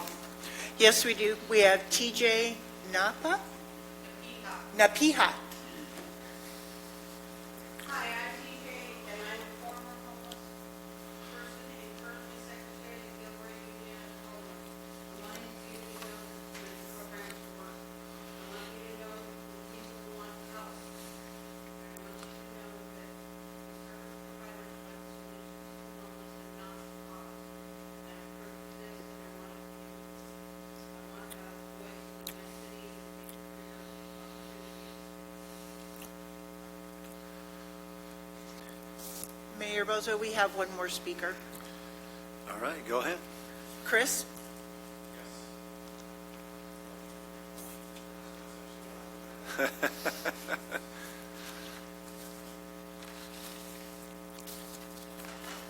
Hi, council members. My name's Chris Demers. Hi, staff. How are you? I'm a member of the community, been a Gilroy resident since the year 2000, so I had to stay home with my son today because he's getting over sickness, and happy to be able to partake in this planning session and get to listen to the process, and it seems very participatory so far, so definitely appreciate that. I think just in terms of what you're going through, the exercise, and a couple of things that I would, maybe three things that I would kind of hope would be considered in your thought process. One is just sort of like kindness to our neediest residents. And I think in my mind that really means our unhoused, folks that are at risk of being unhoused, and our immigrant populations as well. I think there's a lot of pressure in those communities. There's a lot of inclination to blame them for problems that may be not entirely in their control. And so without sort of like, getting pointed about any particular issues, just public policies of this city that are kind to those populations and understanding to those populations, because I think that's really needed. That's what helps drive solutions. I'm also, very aware, having been a resident of Gilroy since 2020, that this city, struggles to find economic development opportunities that really seem to be drivers, that really seem to be allowing it to keep up with some of the other localities within Santa Clara Valley in the area. And I don't have I'm not here to sort of say like, hey, try this, here's a silver bullet. I think that, there's a lot of things that are out there that make sense to do to try and create the right business climate for small businesses, to try and draw in new types of small businesses. And I just want to add one thing to that conversation, which I know is not an idea that I have originally come up with, but I just think it's something to think about, which is, we're part agrarian community, part outgrowth now of Silicon Valley. And I just think that there must be an opportunity there with respect to ag tech and drawing in some ag tech businesses that may be looking for a place to domicile themselves. I know that the Salinas Valley has been a beneficiary of a new hub that's been started by, I think it's the Western Growers Association. Chris, can you hold that one? You went past 2 minutes a while back. The bell didn't go off, so sorry about that. Oh, sorry. Yeah, it's okay. 2-minute time limit. I heard 30 for 15 or 30 minutes, and then I heard there were 2 comments. So I It's, thought that I had a little bit of time. but we're going to hold each individual. But we do have an open public comment later, so feel free to come All back right, up. I'll hopefully still be there then. My third Yeah. point, I won't go into it then, was just simply about smart growth. And I think that we're trying to do some amount of smart growth as a community, but I see some ways that we're not entirely following that, and some of the growth that we are doing doesn't seem to match up to that. I'd like to see more consistency with those principles, which are Thank you. widely known. Thanks. Thank you very much. Okay, so next we're going to get back to council discussion, and just as a reminder, the idea for this next section is about 45 minutes. We're not married to that by any means, but it's about 45 minutes. If it goes a little bit long, that's okay as well, because we are ahead of schedule. So, All right, thank you, Mr. take it away, sir. Allen. Thank you, Mr. Mayor. Okay, as promised, we're going to dive into some of the topics that I've heard from you over time. And what I'm going to do is, I have a list here, 4 or 5 slides of different items. Some of them are very general, but it's your turn to kind of get more specific. And I can answer questions for you. Staff is here to answer questions, but I can give you updates too on some of these things. And the first one up there is the Shark's Eyes that we have been working on for several years. The arena itself is designed, and we are right now doing the environmental work on the dirt. The idea is that we have to raise the arena up, and we'd like to use the dirt that's there, but it has been farmed for a long time, and so before we can do that, we have to get that evaluated. That is, I know it sounds like not a real complicated thing, but it's really the last kind of piece before we come back to council, talk about financing and things like that. But this particular item was Shark's Ice, centered around, I think, economic development. So I'm going to scribe, and I may ask you a question to clarify or to kind of help me make sure I get it right. But now I'm going to turn it over to the mayor and council and get to work.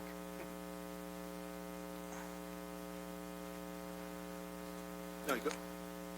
Oh, Jimmy, did you want us to, is the idea that we're starting with Shark's Ice, or are we all over that list up there? There are no rules. Okay. So if you want to go somewhere else, we could come back to it, but it's a topic that was brought up, but we can do whatever you like. Go ahead, Councilmember Fugazi. I think the first two actually go together really well, and in the world of economic development in the city, our gateways are super important, and we have an extreme opportunity that obviously prior councils identified and helped work on very hard to acquire Shark's Ice. But I do believe that we have to put a city focus into that particular area in a more broad way, and also look at how we involve other developers, economic incentives, things of this nature, to really have a planning process about going out and developing that area. It is a need regardless of Shark's Ice, but this is an incredible opportunity to take up. Jimmy, I have a question. Would the Sharks be improving any of the roadways out there? Because Monterey Road out there is deteriorating rapidly. Yeah, the answer is no. And we have contacted Caltrans, and we have our own CIP to do improvements out there. But the major project that is going to occur that will definitely help is where the frontage road goes and then the entrance into the sports park. That intersection is being completely redesigned to handle the traffic. So I can assure you, and I'll make sure to list that to come back to you with, but that is certainly something that is going to be addressed, but not by the Sharks. And I think the public would like to hear, what exactly does Caltrans own out there on the roadway? Their property line extends from where the hotel is, Hampton Inn, to where? Do you know? Do you understand what I'm asking? I am. Okay. I do, yeah. Because I know we're always getting blamed for not doing under the overpass, but that's not our property, correct? That is correct.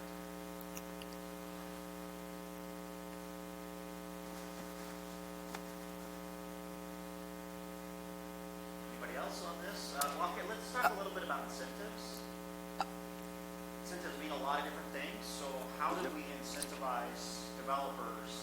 What tools do we want to explore? To give you an idea, in other communities I've worked in, incentives can be tax breaks, it can be revenue sharing, things like that. What ideas or what thoughts do you have about that? Because not all cities like doing those things. Yeah, I mean, I think incentives should be explored. I don't think that we should narrow it down now. I think that that is part of the bigger picture of what we need to, one of the pieces of the puzzle that we need to explore in order to create a very strong and robust economic opportunity here in Gilroy.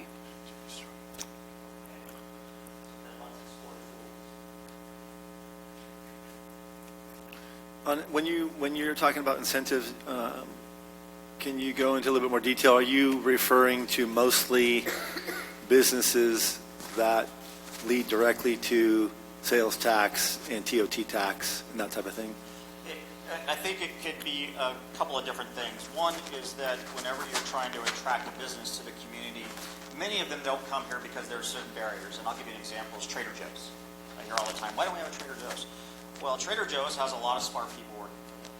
And they know a lot more about their market and their business and all that than we do. And a lot of the time is we can't make money, we can't make our capital investment back by building the building. And so some of the tools you have, as Mr. Bracco mentioned, is impact fees, credits, sales tax sharing, doing those kinds of things that gets them on their way, because that time to build up the business is where I think they really lose a lot of money. And so it's been effective in some communities and others that I've worked in, that you give those incentives that expire after a period of time. An example I can give you is an auto dealership in Morgan Hill. The Ford store, when they came in, they were kind of iffy about coming in because of the capital investment in the building. The city of Morgan Hill gave them some impact fee rebates and also gave them sales tax sharing for a few years. Those are incentives that are possible. They're not tools that we have normally used, but that, again, that's a policy discussion for council.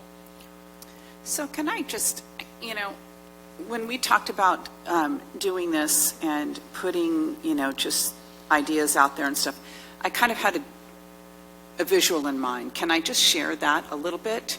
So if we're talking about economic development, right, I look at that as kind of the center of the wheel, and then what does that mean? What do we need to look at that would drive that economic development and kind of the spokes off of that wheel? And so, for example, the gateways, I've talked with Greg and Tom about, the need to beautify our gateways. That's one spoke, right? Another spoke would be, hiring and creating a robust economic development team that is led by an experienced, knowledgeable economic development director with a proven track record. The other big, in my mind, piece or cog spike to that wheel driving the economic development is looking at our community development department and the role that they play in economic development in terms of customer service,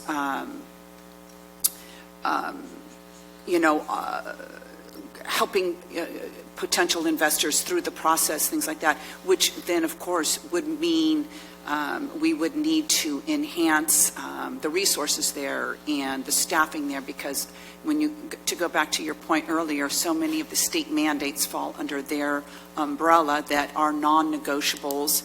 They are related to deadlines, and those deadlines are getting shorter and shorter. So much of the staff resources are put into that, but we need to create additional staffing opportunities that can support the driving of the economic development. So I kind of look at it like, if we look at economic development as a whole, what plays into that, in a broad sense that then can be narrowed down.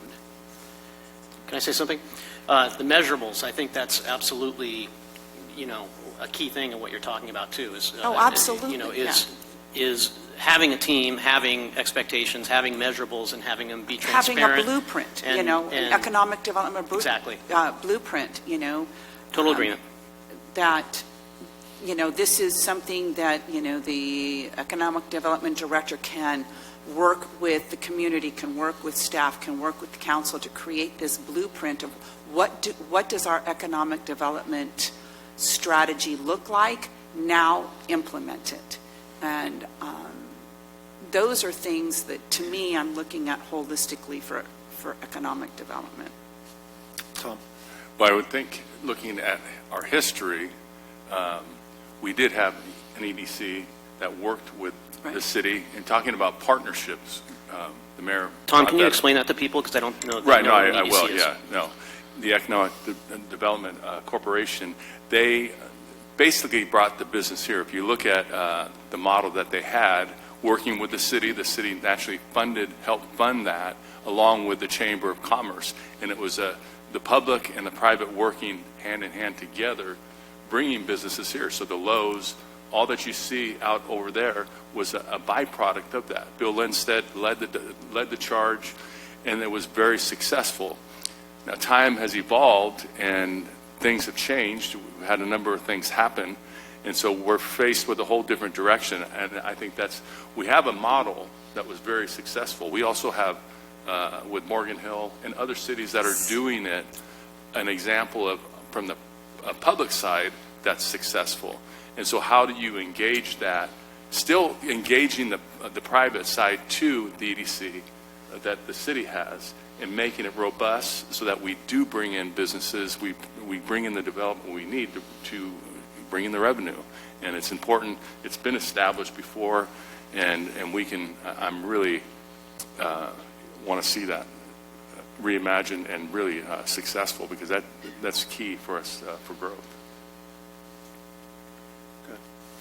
So one of our housing programs inside community development, our policies is to collaborate with the development community.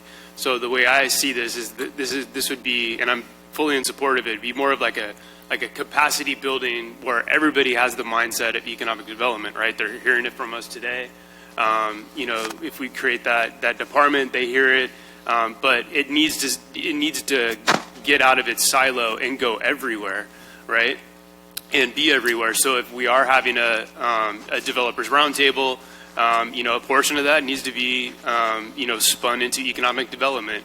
And whether that means we're at, the courtyard or the senior center or city hall or any of those other places that we're having meetings, if people from this economic development team were to be a part of those decision makings early on and ongoing, I think would be something important to have.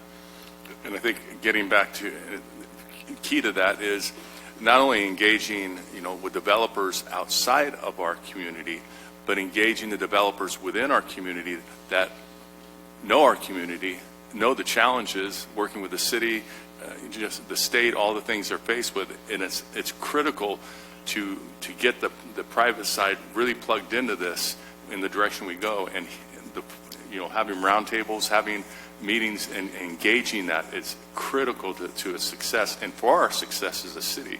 And so that's a very important resource that we have, and they are the ambassadors to reach out and to bring that in. Yeah. And I think that it's an excellent idea, and one that if it's driven again through the S and our SMART in terms of very specific things that we want to get done, coming down from us is saying we need revitalization in the areas of the outlet malls, or we need a revitalization in the gateway, or what have you, and be able to drive general needs and goals that we have to such a group, to try to be very specific and where we're driving that economic development in the way that we want. And I think that those conversations, I've talked to Greg about bringing people to the table.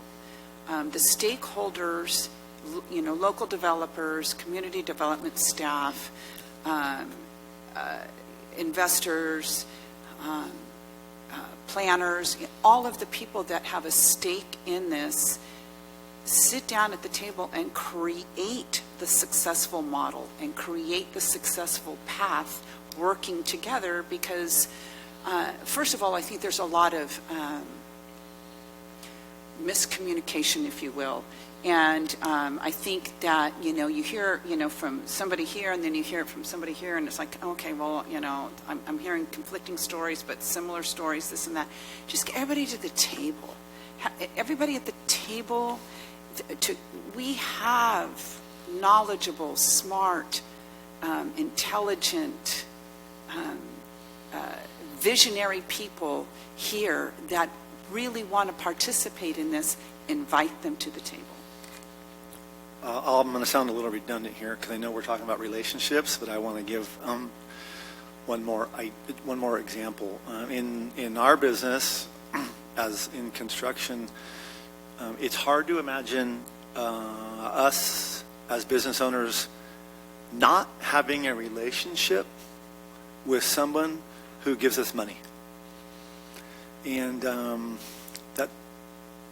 that's just one of the things I want to make an analogy with whether it's our community development department or our engineering department. Anybody that's doing business with members of the public that are doing business in this community, it seems to me that it behooves everybody for them to have a stronger peer-to-peer relationship with. And I do want to say something, because I feel very strongly about this, and it's, kind of off track a little bit, but I've sat on the Planning Commission for a couple of years before being elected, and I have worked with the community development staff. Top-notch people. They are top-notch people. But the demands of these mandates that are being sent down by the state are overwhelming them. And,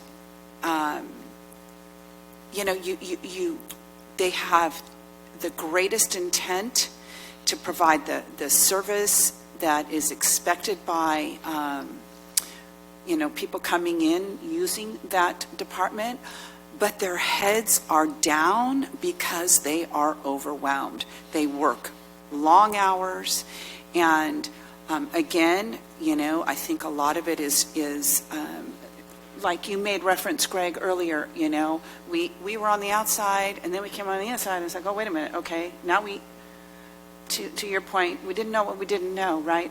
I do know that this staff is an amazing staff, and I know they get hit left and right, and I just want to acknowledge they're great, and sometimes the hits hurt. So I do want to point that out and commend that staff, just publicly. That's all. Yeah, and that's great, and they are great.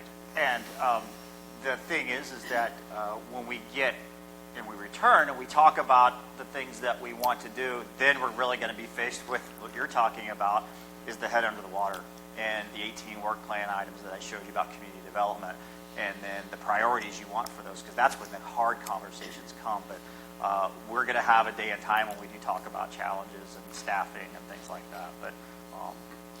But to your point as well, the economic development machine can help provide more resources, and that we're here. I've heard this from Dave. I've heard this while you guys were candidates. Okay, so this is, again, we're not surprised by what we're hearing. You mentioned, so here we wrote down incentives, sort of specific towards shark size, but over in economic development engine wheel over here on the right. Do you have any ideas of economic incentives that come with, that fall within an economic development program or policy, or is there help from the state and county, things like that, programs? I'm sure there is some help, but getting back to one of the previous council goals that we've realized is that help is not really there as it used to be, and it doesn't get you over the finish line. And an example, if you want to talk about sharks, you're talking about the same thing, by the way. Just because it says sharks up there, it could say anything. Yeah. Is that you look at an area that could use some love, especially as you go south on Monterey and you go into the area next to the hill, or is it Hampton? Okay, so how do you get somebody in there that says, you know what, that shark's ice is going to be over there, and these kids and these parents are going to be wanting to stay over here, they're going to want to eat. So what's the what this person that you talk about, the team, they should know automatically what the best business could be over there, whether it's a smash burger or I don't know where kids go. I don't know where kids go. My kids are a little older. But you know what I mean, like a pizza place or whatever. And they reach out to the business community and they get a hold of Mountain Mike's. And Mountain Mike says, well, the margin just isn't there with us for, we would like to build a building. We'd like to do this. That's where this team and this engine has to have the tools to say, this is what we could do for you. We could waive your impact fees. We could do this. We could give you a break on this for a certain amount of time to get you on your feet. I don't know those answers, but I'm telling you, there are people really good at this stuff. That's what they're going to do for you. We don't have that right now. We really don't. Speaking of that, though, what we see so often, we have to be careful that we use it for what we want. So what I mean is we decide we want a pizza place over there, so we go out and reach out and we give breaks or whatever it is because that's what we want to move into that area. Not give those same breaks to somebody who wants to open an antique shop downtown, because we don't need that. And so often we do things that sound really good, but then other people use it and it's not what we intended it to be used for. Exactly, and that's why your incentives have to have a couple of goals, and the two most common goals are jobs, tax revenue. So is that antique store going to generate a lot of jobs? Probably not. Is it going to generate tax revenue? Probably not. So you have parameters in place. And in some places where you have an auto dealer, if they generate more than $20 million a year, this certain incentive clicks in. 10 million, 30 million. Certain incentives click in, makes you consistent, and it makes it very easy for everybody to understand before they even come into town. And one thing to make clear, too, is that you're not necessarily foregoing those impact fees. You may just be delaying them, and you may also delay them with interest to a later date or based around the success of the business or what have you. So it doesn't mean that you're giving up all of that money. It just means you might not get it right away, and you're betting that that's going to have a good economic impact, and the company is basically taking it on a loan from the city. Yeah, so the deferral of impact fees is a great example because that's a state law that just came down for housing developers is to not collect those fees up front, let them know what they're going to cost so everybody can pencil that out. But don't worry about it. You build what you need to build, and we'll take care of it on the end. And as far as waiving impact fees, a great example is 8th and Alexander. We wanted something, right? Our goal was to provide affordable housing, deeply affordable housing. It was the county's property that's just been sitting there vacant.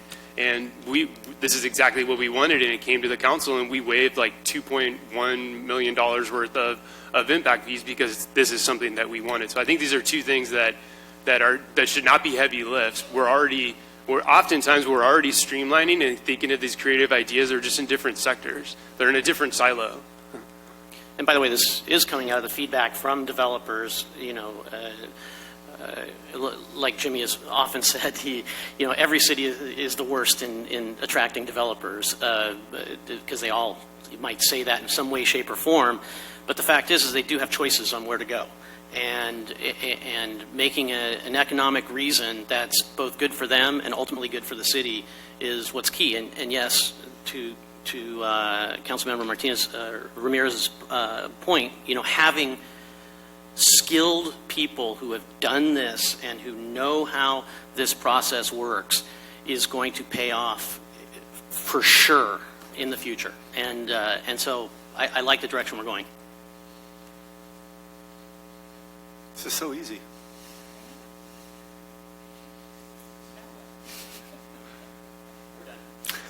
Yeah, well, yeah, okay, I'm going to move on if you're okay. I want to talk a little bit more about the gateways. I think it's obvious what you're thinking, but let's kind of just throw out some ideas about what, just get a little more specific if you would. Great. I will say that, like, if you look at Leavesley and 101, it's so much better. Valley Water cleaned all that up. They took away the porta potty. They did things like that. But that's where you should be, right? So when we talk about gateways, what are some ideas or what are some thoughts that you would like us kind of to dive into a little deeper? Tom? Yeah, maintenance.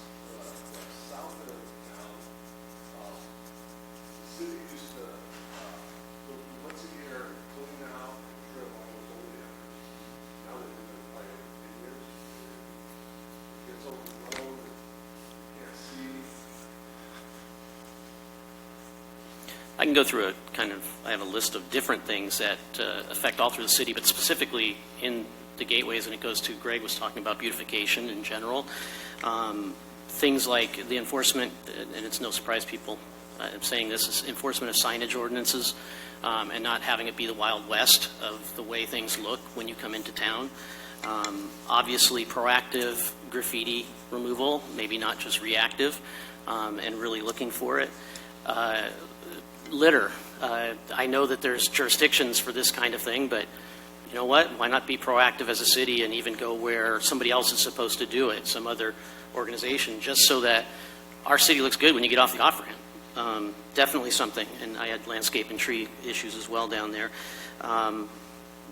Businesses that right when you come in the city don't have a great look, how do we help them have a better look, right? So you have a gas station right when you turn to go into our city that has the T12 bulbs showing in the sign for the last I don't know how many years with no sign in it, graffiti in the back and various other things. This is something where how do we engage with those businesses or those property owners to make those specific properties better with incentives or whatever else it might take. So to add to that, those are, those to me are things that should be going on, ongoing, right? But I think that there needs to be, again, a very strategic investment in creating a welcoming and beautiful, when you come off that freeway and you're an investor or you're someone that is here to stay for a couple of nights because your kid is playing at the Sharks for the weekend, I want to stay here. I want to invest here. And that means being very strategic with an investment in, do we get an landscape architect to create, a blueprint, if you will, and then investing, obviously there would be a long-term investment in terms of maintaining anything that we plant out there. But, the maintenance has to continue. The ordinances have to be enforced on everything. But we also need to go beyond that because it's like infrastructure. It needs to be in place prior to us going out to those potential investors. So if they're like, well, let's see about Gilroy, and they come off the freeway to check out a potential piece of property or land or something, it looks good. We can't say to them, well, don't worry about it. In a few years we're gonna get that good. It needs to happen. I agree 100%. Just from some different stories I've heard about that first look. I think one of the things we can do too, like a master design is what you're talking about, is engaging our arts, because there are some cities who have put artwork in coming into the gateway. So how you engage not only local artists in really enhancing your gateways, but just how you can make that really appealing to the eye. The thing about Gilroy is it's a hub, and people may want to stay here so they can go to Monterey. They may not be able to stay in Monterey, and Gilroy is a great place to do that. So we've got to really make that work well for them to want to stay here, and it's got to look good. You really got to. We got to step up our game. Exactly. If we're going to be successful in attracting businesses and people moving here, and us being proud of our our community, and it's part of that. So one of the things that we can take ownership of this too is to take over the maintenance of certain sections, like whether it's the Cloverleaf of Caltrans right away.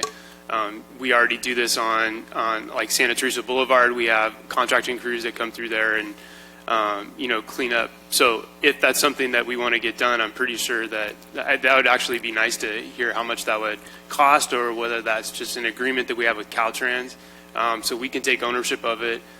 Rather than like having so many people put in service requests and then just wait an infinite amount of time for something to get taken care of. I absolutely support a strategic way about dealing with this, but I think it's hand in glove. We have a very short-term burst kind of need, I think, that can happen in a lot of these issues. Case in point, when you come into our town from the south, there are 2 ancient Gilroy signs covered with graffiti sitting back in the bushes, okay? That's the welcoming. And then the next welcome you get is a water tower filled with graffiti, okay? And then the next welcome you get is an old hotel with graffiti all over the front of it. And so I don't think that we have to do both of those things, look at a strategic way of dealing with these issues, and we have to actively attack them right now. It's not something we can wait for, and it's all across the city. It's the gateways, it's different places, and we see these things, and we have a reactive way of doing it, and we also have, it's very common for people to have this thing where they just get used to certain things. And it doesn't exist with me. I just get aggravated over and over by seeing them. But for some people, they do. And I think we have to have that 2-step approach to this. How do we long-term have a strategy that this matters to us? And how do we short-term get this thing turned around so that they meet at the same time? Question, Jimmy, regarding Gilroy. We have so many other agencies that we cross over with, Caltrans, Valley Water, County Roads.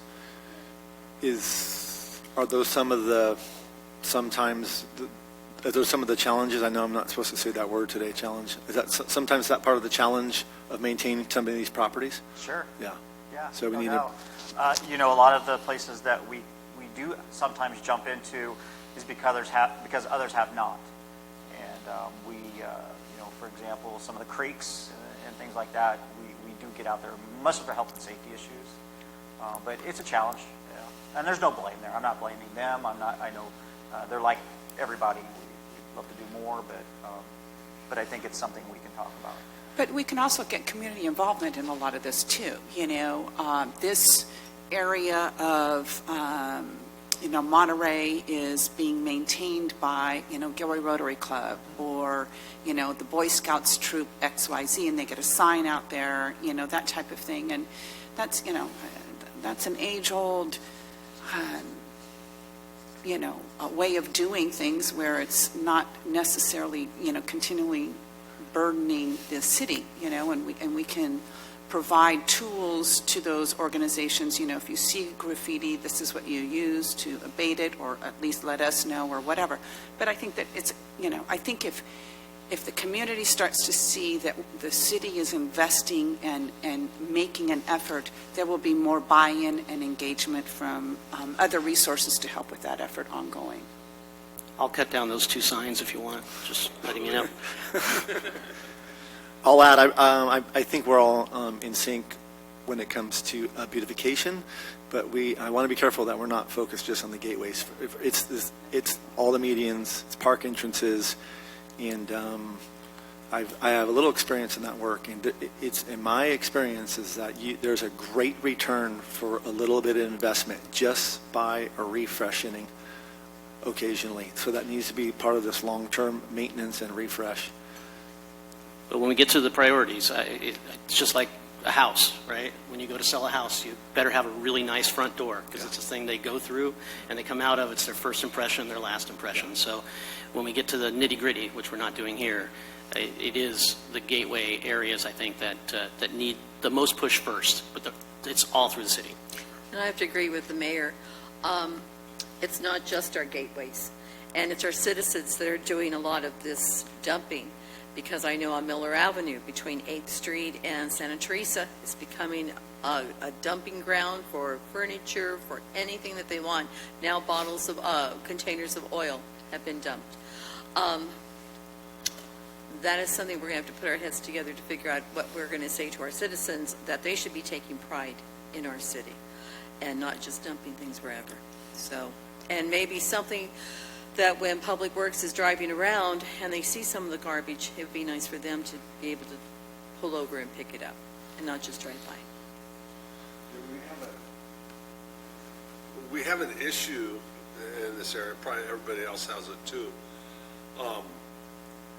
You see these folks on Nextdoor, they're advertising to yard cleanup and stuff. And out where I'm at, we've had them several times. They have a dump trailer and they don't even stop. They just dump it going down the road. And, or tires, you know, the city had to deal with that a while back. And it's just, I don't know what we can do, but, you know, it's getting to the point where something needs to be done. You know, it's just not right. They're dumping their trash wherever they feel like it.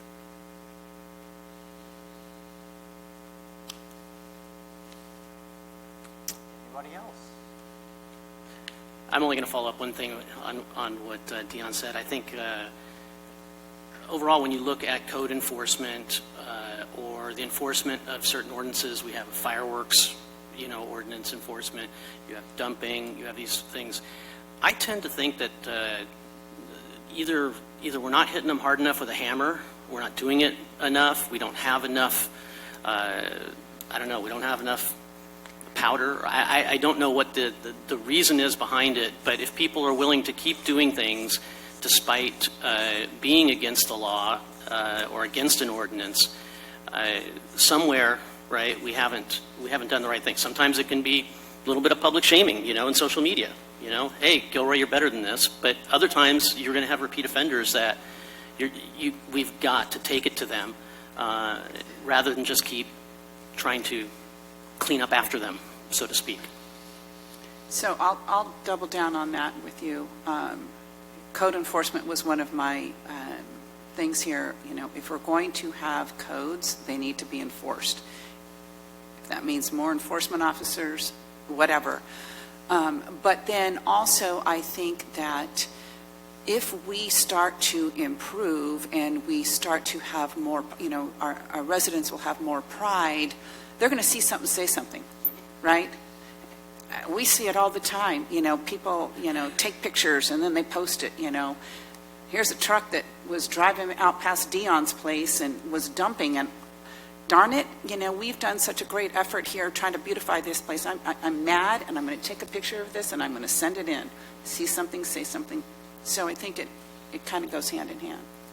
But I think it's the escalation of what's the penalty and actually enforcing a penalty and just have it escalate up. If we have somebody who is, one of them I just recently reported was there's a giant restaurant set up at Los Animas Park in front of the flags, okay?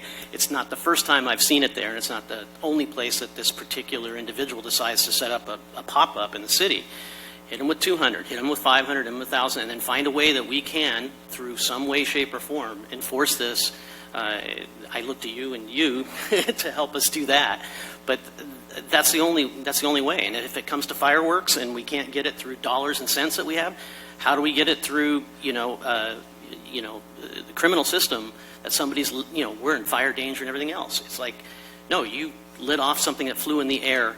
We're putting the cuffs on you. We might only get 1 out of 100 of them, but it's going to make a statement that we mean business in the city, that we want things better in the city, and we're going to take the steps necessary to ensure that. So I'm going to pump the brakes on you just a little bit because it's so easy to start veering off on, and you admitted it yourself, that to figure out what we could do, what we should do. But we hear you loud and clear. We hear you. And we're going to come back, and then you're going to talk about, like, okay, what are we not successful? Why is this not working? And there's a lot to that story. So we hear you. We spent some time on Shark's Ice, and I think it's just molding into the areas, which is strategic planning in general. It does veer off. But I want to kind of go through this list a little bit more and make sure you're okay to move on. If you're not, tell me you want to talk more about it. But Shark's Ice, the area, city gateways, you okay? You got enough for now? Even this isn't your last chance. More things will come up. And then long-term strategy for growth. And I think that goes in touch with long-term strategy for revenue growth. Is that okay to kind of lump those together? So I'm going to get rid of this. And as you're ready to go, long-term strategy for revenue growth. We talked about Measure C was, one idea. It did not pass. So now what do you have in mind? What makes you think when you hear that? Economic development.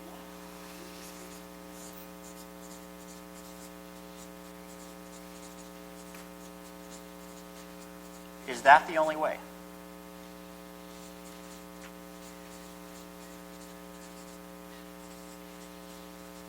Many types of economic development, but you bring up a good point. TOT, Yep. I know the answer, so I asked the question. we are the lowest TOT in the county and most of the region.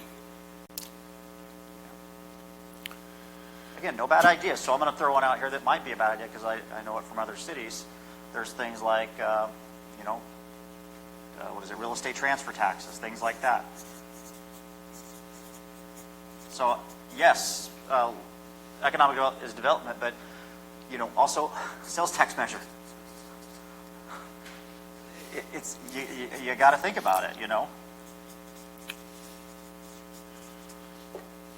Reevaluating city assets, is that? Sure. We have assets. We have lots of assets. We have lots of land.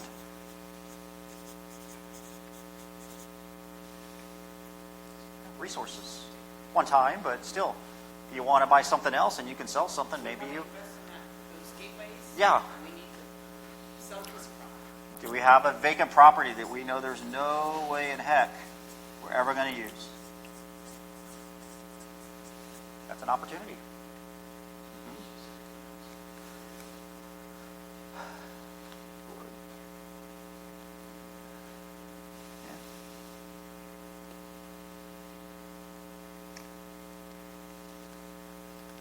Are there zones? I'm not sure of the correct word. Opportunity zones, yeah, there you things go. like that.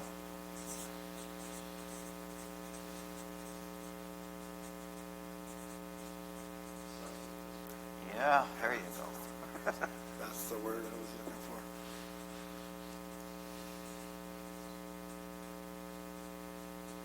I'm going to throw another one out there. CFDs, community facilities districts. Just to discuss, not to scare anybody or anything. So yeah, I mean, this is a good one, but there's other things we can look at too. Some of them are not very appetizing, but that's not today.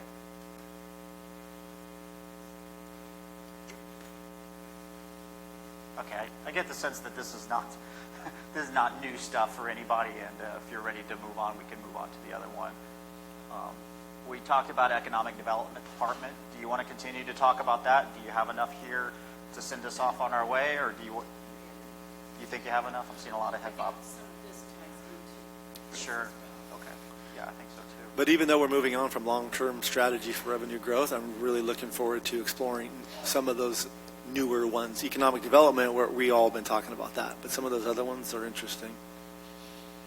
I think the one thing that we haven't said is that everything can be tied to economic development. Yeah. Everything can. Yeah. And it can also be tied to public safety as well.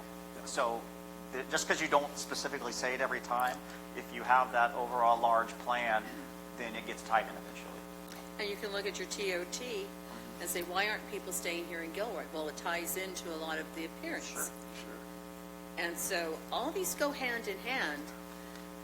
And when we talk about how we're going to fund, then that is at a later date, we're going to have to think about our priorities and what is really going to get Gilroy moving. Because I am so tired of listening to people say our downtown is unsafe. I'm so tired of it. I don't feel that. And yet it's the appearance of the empty buildings. And so it all goes together. And when people come in, do they want to invest in downtown? Geez, look at all these empty buildings. Why are they empty? Maybe they don't have the business. Perception is 99% here. Yep. Okay. I think I can move on. So let's go into one I think we'll spend some good time on. We get some good ideas. Next is the new business process. And that got brought up. Let's say I get asked all the time, well, how long does it take to get a business license approved? It depends.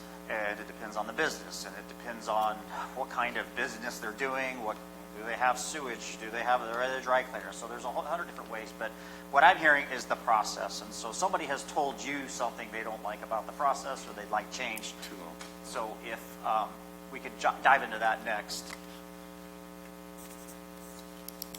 New business process.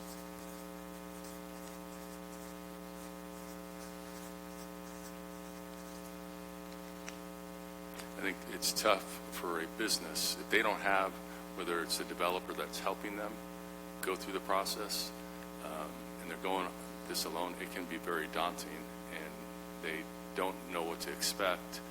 So I think it's having those tools available, or understanding to them and how we presented the steps that are involved in that, streamlining that for them so they understand that. And the hurdles, the challenges, we hear about that all the time, how we can minimize that or make exceptions, and again, incentivizing how that works with that process. I think a couple things come into play. When you're talking about new businesses, there are a couple of different kind of categories, right? A small business, a mom and pop shop versus, a Walmart, right? And so I think that they should have different, what do I want to say, different paths, if you will, and should be, they should be streamlined, but according to what they're, what type of business they are. I also have heard over and over again is, looking at what we outsource and what we can bring back in-house. So that, to Greg's point, that relationship building, if I am a business person coming in, I come up and I am working with Jimmy. And every time I come back, Jimmy and I are going to work on this together because he knows what's going on, and I'm not getting input from Jimmy and then from Dion and then from Terrence. And so looking at what should come in-house and what should stay, and I think there's opportunity for both, but bringing what we can in-house to create those relationships.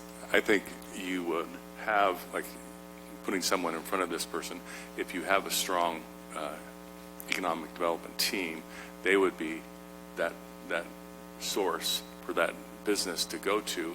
And I think the partnership with, like, the chamber, because they're wanting to bring businesses into the town too, and so critical to have that cohesive relationship between both the private and the public.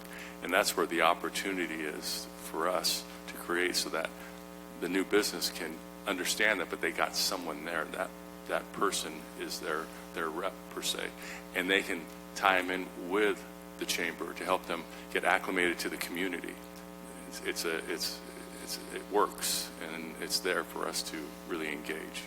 There was a time before the downturn of 2008, and a lot of people left, where we had someone in the city, and that was their job, was to shepherd projects through for smaller projects, so that they would understand how the city works and everything, and go to meetings with them and stuff to help them get their stuff approved. I think that's something we ought to look at. I wouldn't even take hiring anyone, just somebody in the city that, we could put them in charge of helping folks.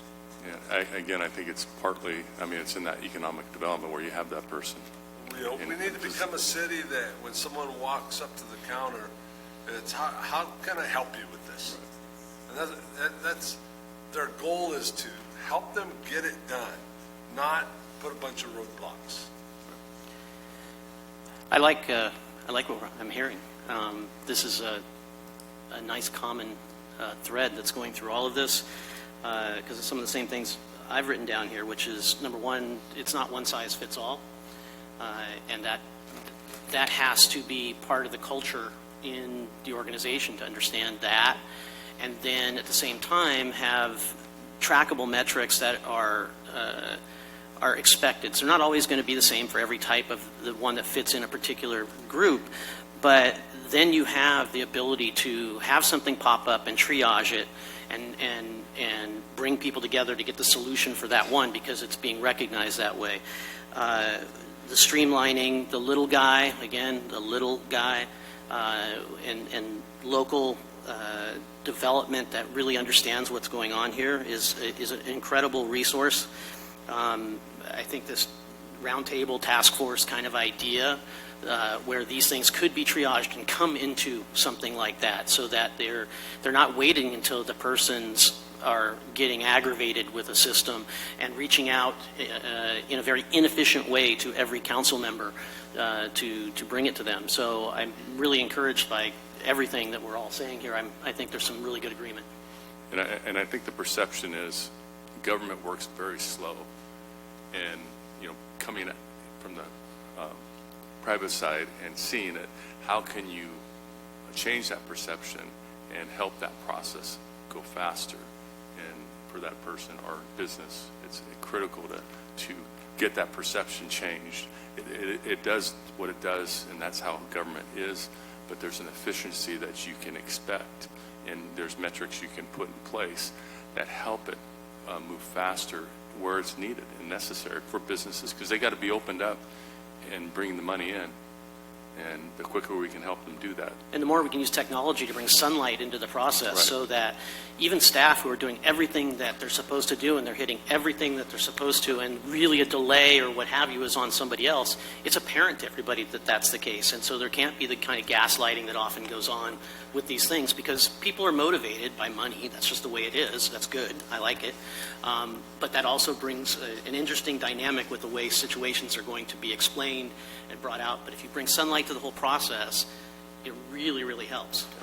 And I think there has to be an education process too. If Terrence comes in, he wants to open up a business, I sit here and tell him, the length of time it's going to take, and with step one, what I expect from him. And if he says, well, how long would it take? I'd say 3 weeks. At the end of the 3 weeks, if I haven't heard from him, I should call him up and say, hey, are you having difficulties? Why haven't I heard from you? That really one-on-one that we've been hearing is really, really important if we're going to get these things moved forward, because I don't think a lot of these potential business owners understand that if they take their time and they just start dallying over getting different things done, they're not going to get their final approval. And so it's an education process, and we have to really become more of a can-do city where everyone feels good about it. Basically, we would want the potential business or building owner to be the one who's stalling the process, not the city, where we are right on track. I want to be clear that I don't think we're necessarily doing a ton of stuff wrong. We don't, in my opinion, have a great communication strategy in the city. Is another topic I'd like to discuss in this meeting, which is we don't explain things the best way we can to people. We don't tell people everything they need to know, and we don't even sing our own praises when we should the right way out there into the public with the right tools and things that are available to do that from a communication standpoint. So I just want to make that clear that I have staff all around us here, and I feel kind of bad because I know they work super hard, and I know that there's a lot of reasons why things get delayed and whatnot, and I know a lot of times it is the developer or the business owner or what have you that this is coming from. And so I just want to have awareness there. No, thank you, Terrence, because I didn't want anyone to think that I was pinpointing staff. What I mean is, many times, many times, it comes from not staff, but the potential building or business owner. When I say education, I mean they need to understand. They need to do X, Y, and Z if they're going to get that particular permit. If they don't understand it, or they get confused, or they think they can cut corners, that's where the issue comes in.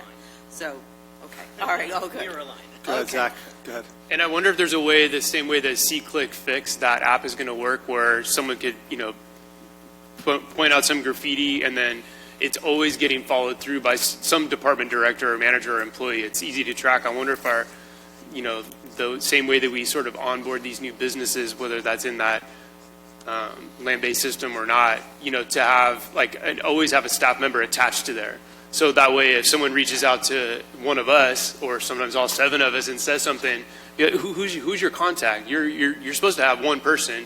Who is that person? And that makes it easier for us to contact the city administrator. I wonder if that process can help us with the communication, because getting more feedback, maybe getting more feedback to this council about how long certain businesses are taking to get processed would be helpful as well too. And I'm not sure if that land management system even provides that to us. Well, also remember that these developers are also out discussing things with lots of other people in the public, okay?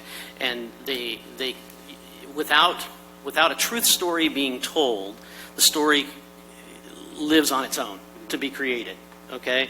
And so as a city, if we're able to have a place where you can see these particular things that are going on, and I will say that Sharon's done a great job in the website area where she has a lot of projects outlined, and I encourage everybody to see that.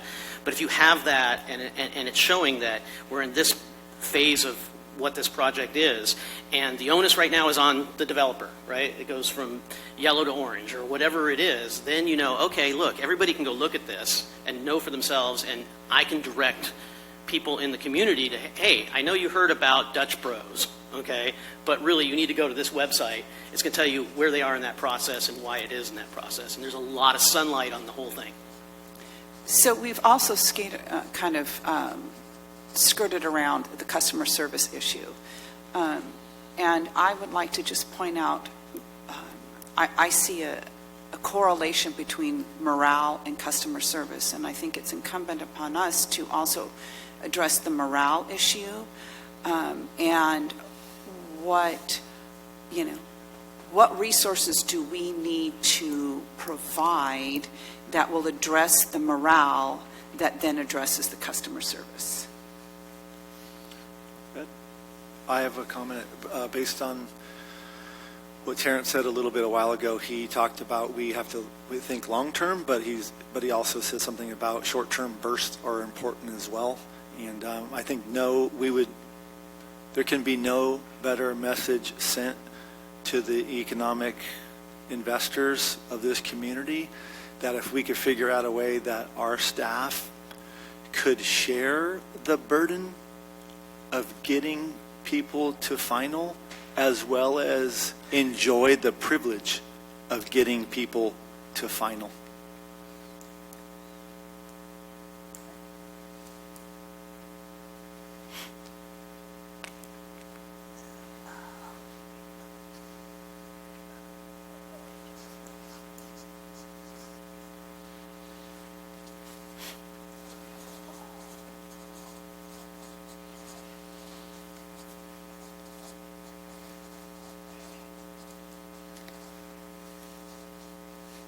Okay.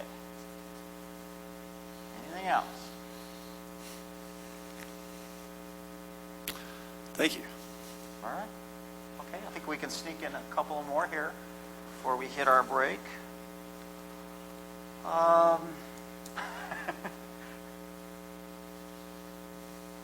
Kind of already molded into each other in a lot of ways, but let's just go ahead. Planning, engineering process. Do we need to talk about that more? Do you need to talk about that more?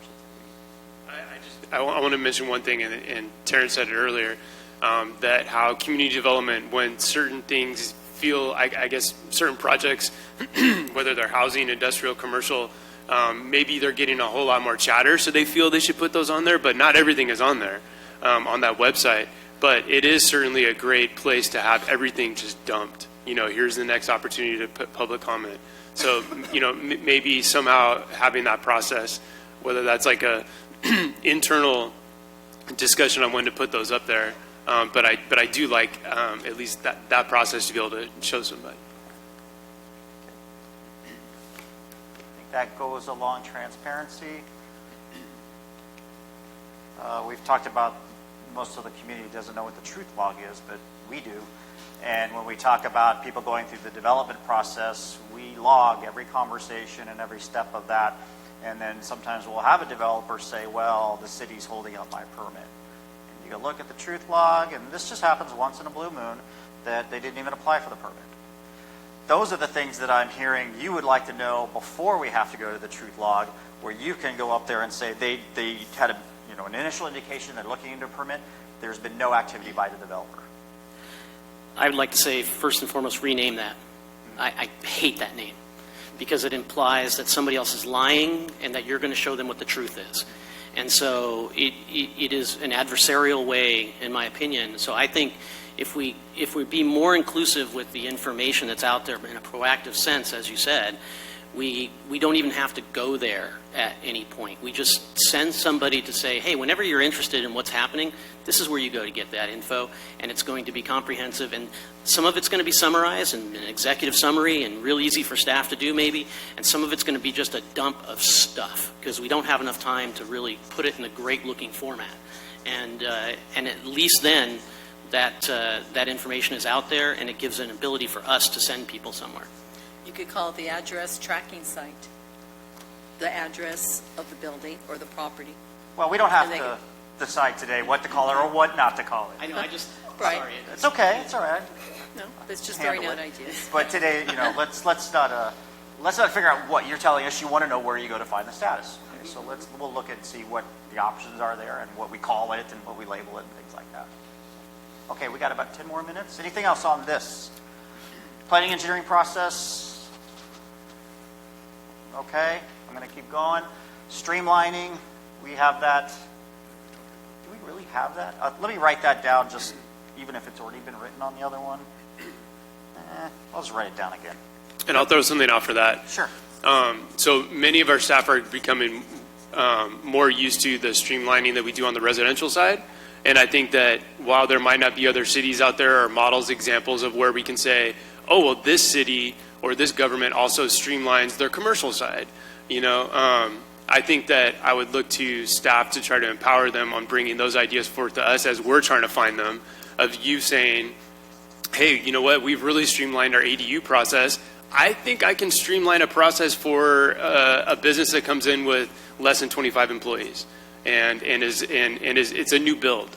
Let's just start there, because I know the old builds are hard. Some of these buildings are old and it takes a long time to get through it, but a new build, less than 25 employees, here's a way that we can streamline on the commercial side.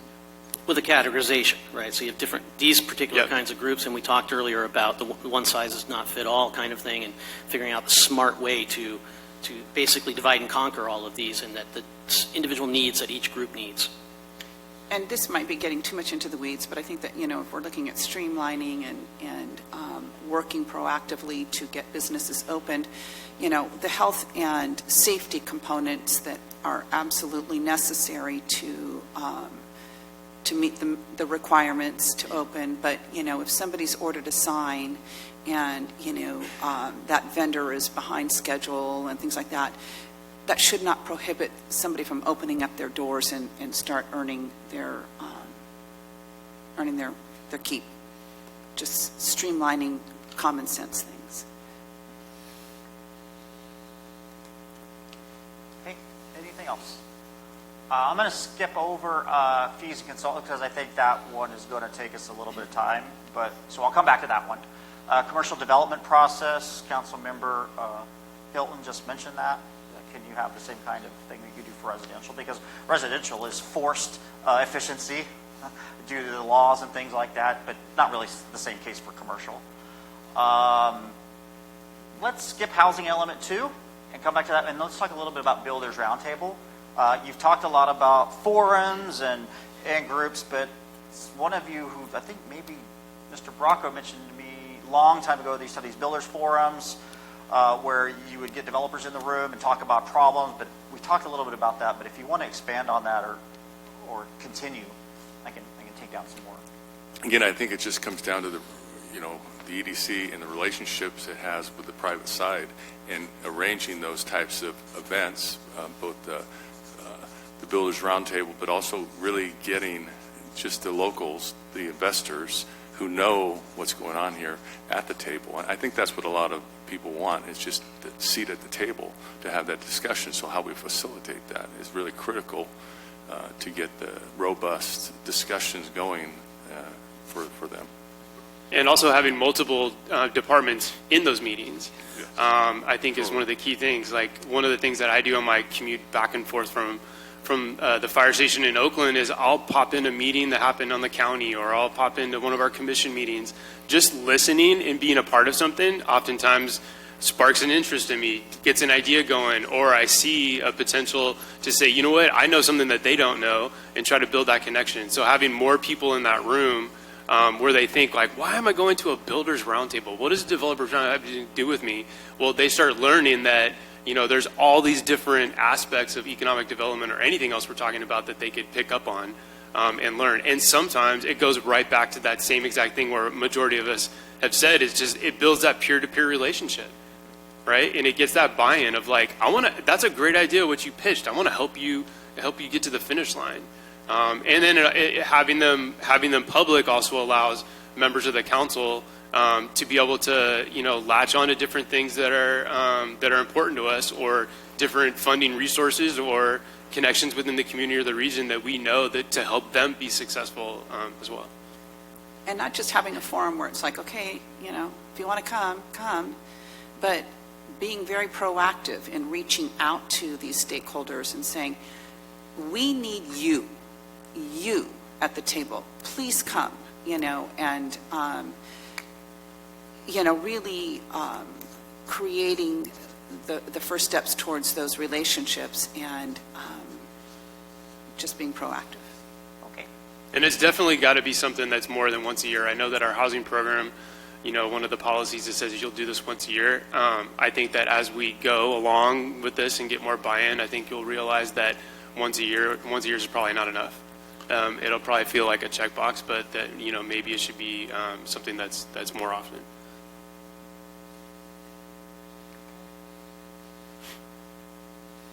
Anything else on this Builders Roundtable? Anything else? Just, I'm going to add, the advantage of having them is that staff is talking to developers who are probably talking to 8 other cities or have talked and done business with 8 other cities. It's a great perspective to hear how it is elsewhere. Sure. And I had a conversation with a business owner, and he actually said to me, and I think that this would be important because this is something that might come up in these roundtables as well, is these issues are not unique to Gilroy. And I thought it was, I very much appreciated that statement and that candor. And I think sometimes having everyone at the table, there's more of an opportunity to say, look, you know, it's not like Gilroy's the only one that, you know, we have trouble with in terms of this kind of an issue. So I just think sometimes hearing that is also very helpful. Yeah. Okay. Well, why don't we break till 12:15? I hope you feel like you've made some progress. I feel like you have. And we'll continue when you get back at 12:15 and see how far we get.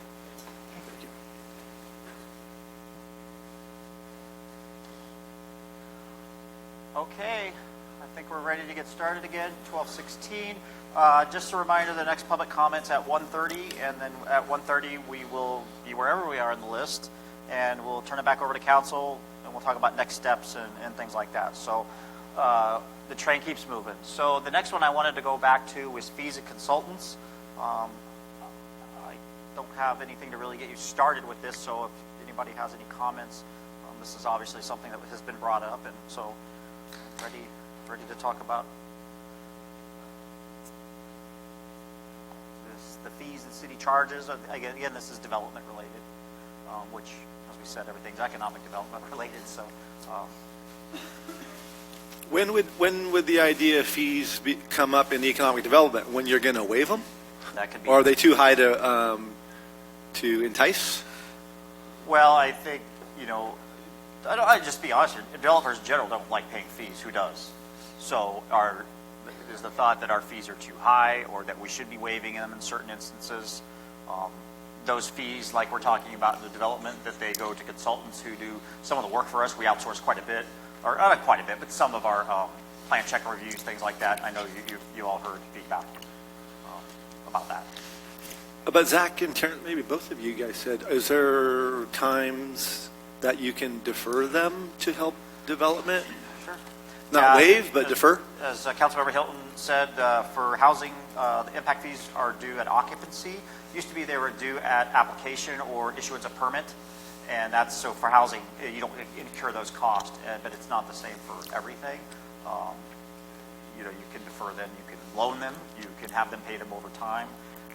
There's a lot of different ways to offset that initial expenditure that is a pretty big one. Incentivizing, Yeah. in essence, right? What's the last time we looked up? Depends on the fee, but our fees that were updated not too long ago, actually, ours are like 2 years ago, 2022, and they're now on CPI. So the fee gets established, and then the consumer price index kicks in every year. And I think you're supposed to look at it about every 5 years or so.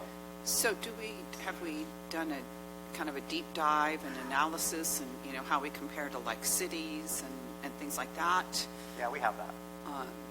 And are we in alignment with these cities? Are we out of whack? I don't think we're out of whack, but you have to get into the detail of the fee. So if a certain impact fee costs something in one area and it's a lot higher, I'll give you an example. San Juan Bautista has a lot of wastewater issues, a plant. Their impact fee is the highest in the state. Okay, so you have to really, you can't just say they're higher than them. You have to get into the why. But well, that's what I mean, deep dive analysis. Yes, right? But in general, we are not outliers. Okay. And there may be some areas where we're actually pretty cheap. Well, there's the how much, right? And then there's an aggregate of all of the how much. So we might have lower impact fees due to sewer and water, but higher in another area. And then I would hope that we look at model cities and we also look at competitive cities, like we're competing for business, right? That's just a fact, the way cities do. And how do we look at both how and when fees are paid and what those fees are both in a competitive manner, again, back to, you know, economic development and other things, to make sure that ongoing we're competitive and that we're driving, you know, the top line revenue and all of this in both those areas. I would say too, that as we move towards these next 6 months, if we want to have that mentality of being competitive, because I don't think that spreads throughout the culture of our city, that you know, if we're going to be competitive, we need to have it written in somewhere within this budget, but within those goals too, right? To actually say it, and I agree with you because it gets buy-in from everybody. When you go back to the economic development part of it, like, no, we need to remain competitive. Like, let's change this fee up. Let's do this because we want to drive in this industry. I don't think that word is used too much around here. And they're all levers to pull, and different segments of business, you know, can have different ones, right? If we want to accelerate the tourism business in Gilroy, we might look at how we deal with tourism growth businesses in Gilroy differently than we look at a new tire company in Gilroy or something. And when you did the fee analysis, you took those, I mean, looking at other cities and what they do in comparisons, is that kind of in that process of adjusting the numbers in 22? Yeah, it's a benchmark. I don't think it comes into play a lot, and I think it's very accurate to say the competitiveness is not really analyzed. When you set water and wastewater rates, they're set, or impact fees, they're set on the projects you need to do in your community, but they're not looked at from like, well, they're only charging that, so we should only charge this. I can assure you that does not happen. And I think that also too is important to note that one of the main goals for these fees at that time was 100% cost recovery, correct? I remember that being said more often than we want our fees to be competitive with others to drive the impact. Our goal back then was cost recovery. And we can still have cost neutrality, right, by looking at, again, where do we want to drive business in the city? And it's fine. We don't need, okay, I'll use an example. We don't need another Starbucks. So just coffee places don't get the same kind of impact fee reduction or delay or what have you than somebody that's developing something in our gateway, just as an example. And so, but at the end, it all still comes out to the same place. And that's a really good thing to point out, is that cost recovery is also kind of the same as saying incentivize. And so if you look at some of our fees, and in other communities too, what they charge for solar projects, some of those fees are only 25% or 50% of what the actual cost is. So they're reduced to incentivize people to put in solar projects. Economic development can be looked at the same way. one way, I'm not sure if this is completely related to fees, but one way to alleviate the perception of having high fees is how expedient your process is. I think developers can swallow the fact that they have to pay the fees, but if, as you said earlier, if Smashburger is coming to town and they get a sense that they can be flipping burgers in 6 months and not a year, paying that fee is not so difficult. Fee value. Yeah. Yeah. Sometimes you're willing to pay a little more to get something a little better. Yeah. Good one.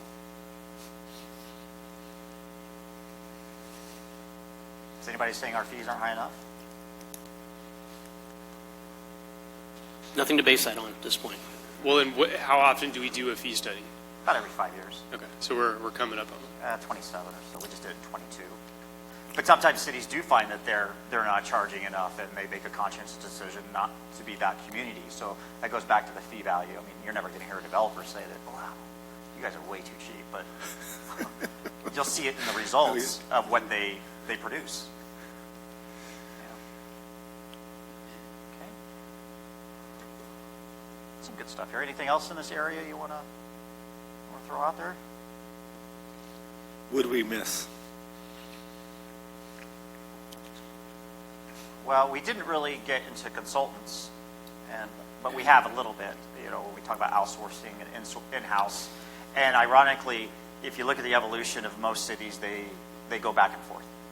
They're in-housing it, and then that takes too long, so they outsource it to speed it up. But then they don't like. So you're kind of doing that up and down with it. And right now, we're in the phase of where our community development department is actually quite smaller than it probably ever has been, or at least in recent years. And then so we outsource this to, like a CSG or, some of those companies. Well, I think a cost analysis on that would be worthy, and not just factoring in, the dollar for dollar, but going back to that fee value in terms of personal relationship building, and being able to come in and work with the same person. Yeah. So I think that's important to do. And very similar to what the council mentioned at the last meeting about the swimming program. Like, if we're going to do this, should we just pay for it ourselves? And we have that in-house. And what's the cost analysis? We don't know. We don't have that answer. And as well, with whether it's CSG or any consultant that we engage contracts with, the alignment of the contracts, the way that they're paid, the way that their incentives are created, or incentives aren't yet being created, but they need to be created in order to drive the kind of customer service and other things that we want in the city. So I think, we have the ability to have our contracts be in such a way that we can drive this stuff, and there can be expectations, and there can be outcomes for them financially, one direction or another, if they don't meet what our requirements really are. Not just on what they get paid for, but other metrics that we come up with in the city.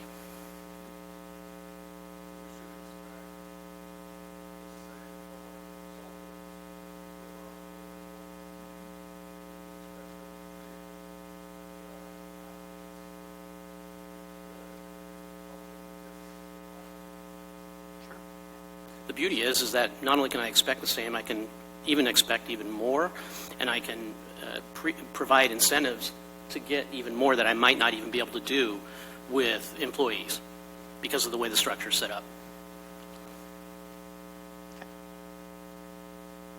We okay? Okay to move on? And then the other one that we had up there, let's talk housing element process. Do we have to? Positivity was number 5. So you're slipping a little bit. Hang in there. All right, let's talk about the housing element process, or update, or status, or wherever we're at with it. Question would be, do we have the resources available to meet the requirements and the demands imposed by the housing element process? No. Okay, so I think that's the starting point.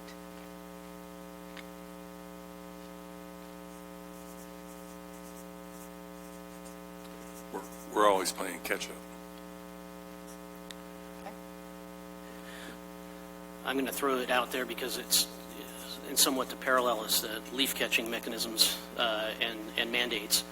You know, what things do we look at that are in the housing element that are likely or unlikely to be enforced as strongly as other things due to how they're being able to be met by other cities, and other cities aren't going to be able to make certain things either, so we prioritize those things that we can do more, easily versus things that HCD may or may not look at as strongly, right? When we start to look at where resources can be applied or not applied, and wait it out.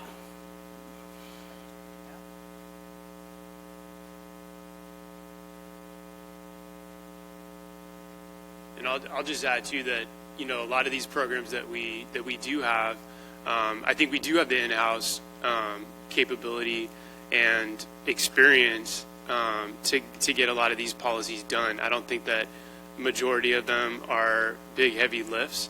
I just think that sometimes it's sort of using that open source thing that we talked about earlier. It's like, well, if other city already has this and it's working, bring that in here.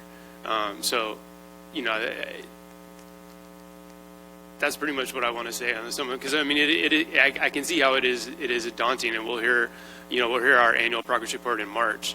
What I don't want us to, I'd rather have us take a good step forward and be able to tell the region and our constituents in the state that we are making progress on certain things, and when we can't, we have a good story.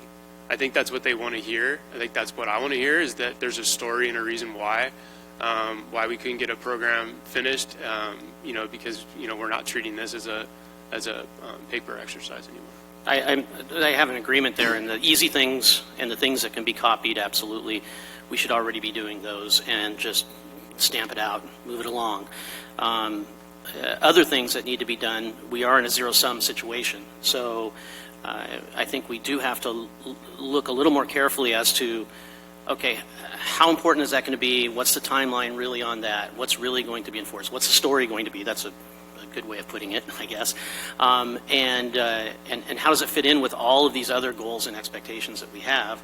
And do we have an indication that it's going to be a sticking point, or it's something that 425 other cities in the state aren't going to be able to really come through on either, and there's going to be movement in that particular area? And to both of your points, I think that looking at, is this going to be a benefit, are these elements going to truly benefit our community, or are they just addressing the requirement being imposed on us? Weighing that out, as well as we go through that process and prioritize.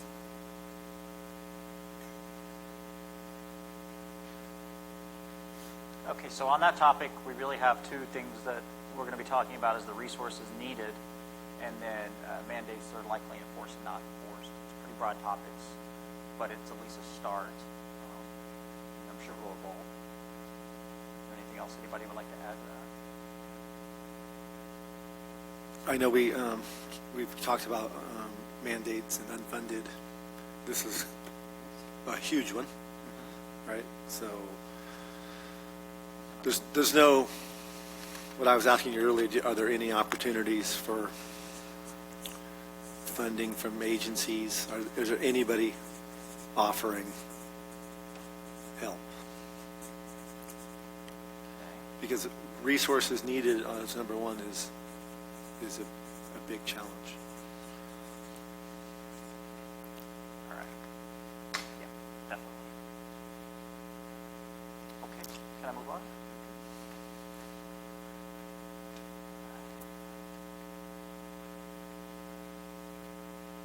Okay, here's a good one. Cleanliness service levels. You've talked a little bit about this, and let's throw that out there and talk about getting a little more specific. I think that one thing that is going to help us, I go back to that see-click fix. It's just data. It doesn't mean it has to be on the agenda as an item, but I think that either having something quarterly that we all, maybe agree on that we want to look at. Maybe it's geofencing around our gateways and to see what kind of service requests are coming up and put that, into correspondence to council, right? So that it's not an action being taken, but it's an opportunity for a member of the public or somebody that wants to develop or live in those gateways, or for us that want to watch our gateways. It's a place for us to know where we need to increase those service levels, and see where there's a problem and, maybe where there isn't. There's certainly a process that we have to go through, I think, and I think it's a great tool, and I'm really excited to hear about it coming on. But to get the measurements that we see out of that, have a time period, and then immediately start to set some metrics for improvement that seem reasonable, right? And again, very public facing that we're doing that. And when we say, are we meeting the cleanliness standards? Well, the standard is really, do the people in the city feel this way? And the dashboards that I've seen in other cities use, and it is very much consumer or resident feedback that determines, how you measure that. And I think getting that in place as soon as possible is critical, and then putting in place how we start to determine the metrics around what our expectations are is the next step. It's going to be incumbent upon us to be very clear with the direction that we provide staff, kind of addressing all of those topics together, right? What is what will our direction be in terms of addressing homeless, right? The RVs, the things like that. And I think that the more specific direction that we give, it's going to be, it's going to help staff follow through on that, so they're not having to make those decisions, but it's also going to, in how we come up with those things, input from the community, all of that kind of stuff, but it lets our community know this is the direction that we have given staff, because I think a lot of times we get contacted by members of the community, hey, I see this, nobody's addressing, right?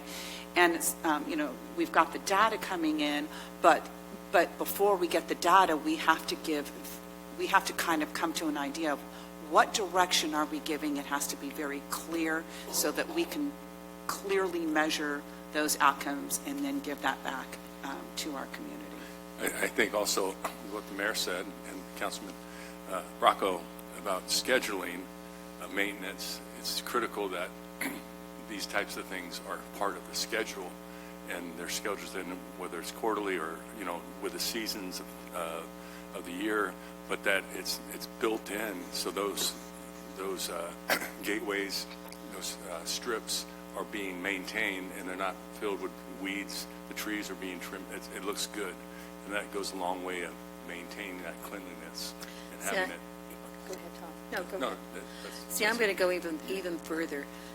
Quarterly doesn't do it for me. It has to be an ongoing project, because we tied this in with economic development.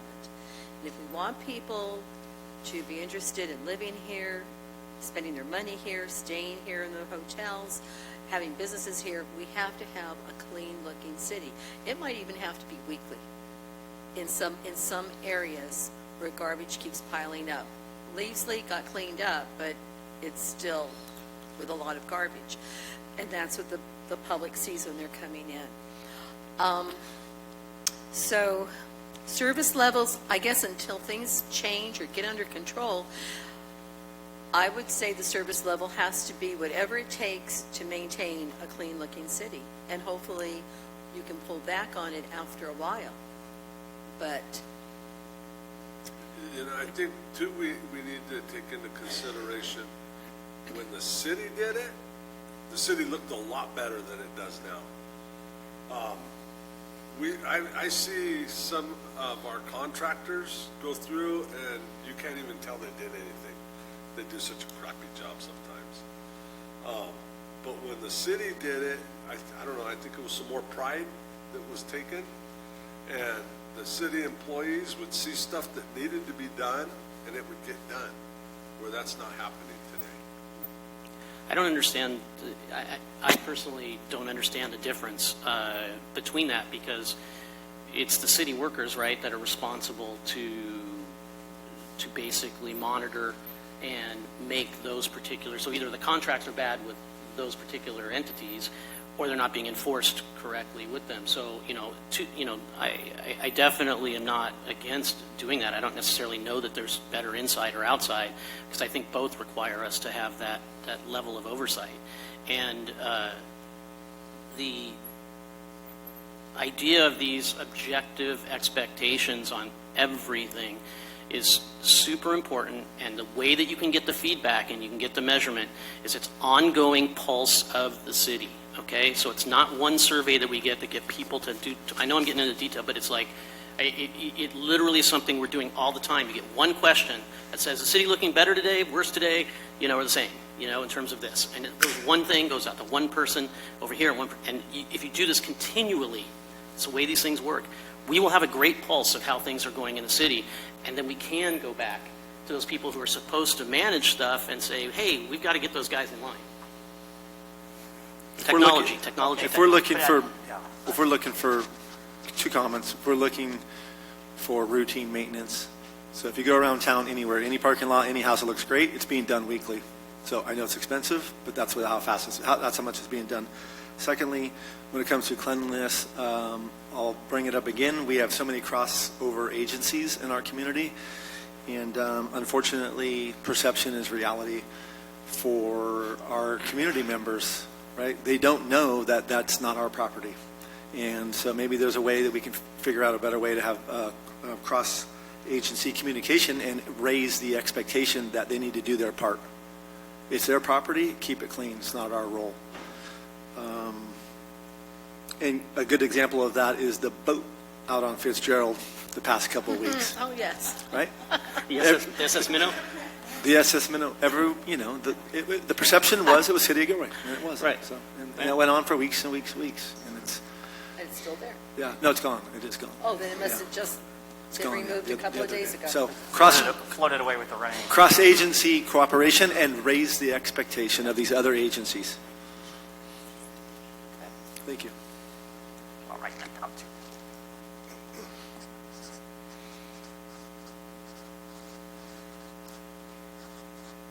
Okay.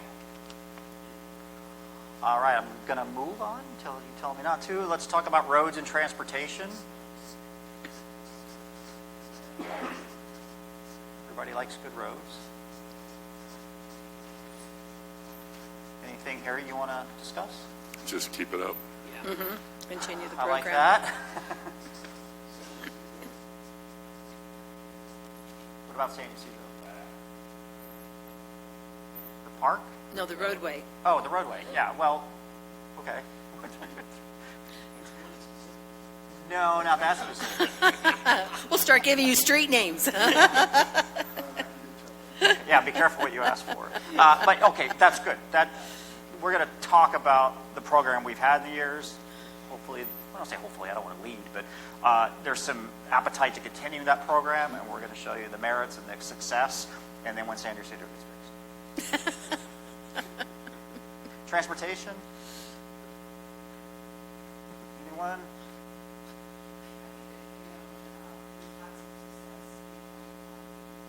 Uh-huh.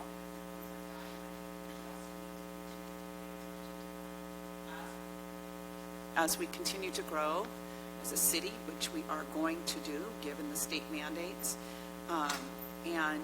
as much as I would like to offer those homes to people that already reside and work in Gilroy, the reality is many of them come here from Silicon Valley and continue to work in Silicon Valley, and that continues to impact a greater need for public transportation. We need to stay at that table. We need to push. I think that oftentimes, and this is not a news flash, South County is ignored. And we cannot be ignored. I'm going to tag on to that. I would actually give us, you, me, staff, and everything, we've never had more of a seat at the table than we do have now. We need to maintain And that's that. why I'm saying Yes. is maintain that seat. And Voice. a good push. example is that if you're on a board or commission that is got that seat, we have to fill it, right? With staff and council or whatever. We have to keep on each other about that because it's easy to kind of get distracted and say, I don't have time to go to that. But it costs you in the long run. Yes. Maintain that seat at the table. I like that. This might be a little controversial. Spend less time working on high-speed rail. Okay? It seems like we burn a lot of hours on something that... Pie in the sky. Yeah. I'm just... And a lot of money that could have been put out to better use. Okay. All right. We'll put that on there. Yeah. The mayor's going to shut you down if I don't try to. But that's fine. Let's talk about it. But that's going to be your allocation of resources. And when you talk about all these other things you got, you're going to say, why are we spending this amount of time on high-speed rail when we could be doing Right. we Something that's could be more helping other reasonable. customers. Fair enough. Very fair. Okay, quality of life impression, that's a repeat because, well, not really, but let's just put it on there real quick. I think that talks a lot about your entrance into town, what the quality of life is like here, and I think we've talked a lot about that. Can I do an offshoot of that? Because I don't see it. Maybe it's coming up. I don't know. Which Okay. is, again, communication. So a lot of these things about perception is reality, and a lot of the what's really happening with development and what's really happening with housing and what's really happening with roads and all of these things and how people perceive what is happening and what the reality of what's happening. From a technological standpoint, I think we've got a long way to go to catch up to some of the other cities that I've seen out there in terms of how we communicate, and specifically cities that are on the leading edge of communication with social media and really branching out in social media into all of their departments to engage the community. Sometimes it's not always works great, but overall, it really brings the community into what's happening and allows them to sing the praises of what they're working on and what they're having an effect on. And there's numerous things, that we can do in this respect. Got it on there? It's going to come back. Yeah, I want to kind of double down on the impression part, is that sometimes, while everything you said works, sometimes just showing up with a table at a farmer's market or church or school, or when these huge festivals are happening around the city and everybody else is showing up, but actually having the city show up too and say, hey, come here for a second. I know we did that survey with you, but we want to provide some updates. And so I think that's another real easy way to show that, to give the impression that we do care about that quality of life. And oftentimes, and I've talked about this with other candidates, and even for myself, when you go to a meet and greet and you have an entire agenda that you want to talk about, right? Oftentimes you have to learn how to pivot and just sit there and listen about what they want to say. And sometimes when you do that out there in the community, you'll find that what you thought you'd want to come there and talk about is not what you talked about at all. And sometimes it can spur something new. Yeah, to that end, one of the things that didn't get to happen when I was on Parks and Rec Commission was actually an outreach program at one of the parks with Post-it note boards for people and engaging them and having that communication and that two-way interaction. So I'm totally behind that, as well as the more high-tech way of doing the same exact thing, but in a more high-tech way. I just would, I know it's semantics, but it's not that we want to give the perception that we care. We just want to show them that we care, right?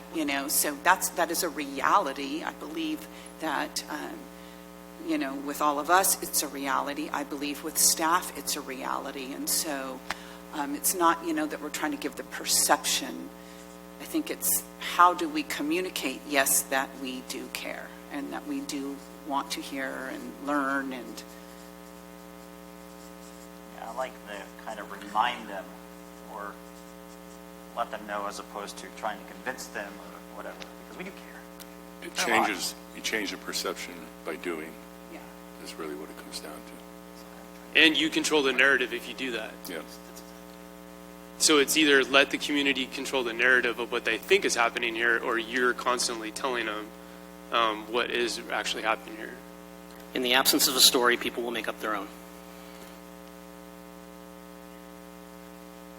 All right. Anything else on that one? Okay. Fun ones. Unfunded state mandates. Against Okay. them? For? So I would like to speak on both of the following, the unfunded state mandates and services for the unhoused. I would like to see us, I look at this as regional issues, in that every community in the state is dealing with the consequences of the unfunded state mandates, the impacts on the infrastructure, impacts on services to their residents.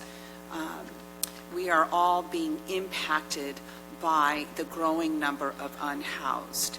And so I think that we've seen where cities have worked independently to try to push back on the state, and it has been unsuccessful. And I am flabbergasted, and maybe this is just being naive, but why is it that Silicon Valley is not leading that effort to push back on the state and saying, you know, you're decimating our cities right now. You know, it used to be that, you know, when was it, in the 80s when we had the sewer gate, right? We put a moratorium. We said, hey, we don't have the infrastructure right now. We cannot build any more houses. We need to fix and make sure that we can provide the necessary infrastructure and services before we can start building more houses. We can't do that now. Our public safety is being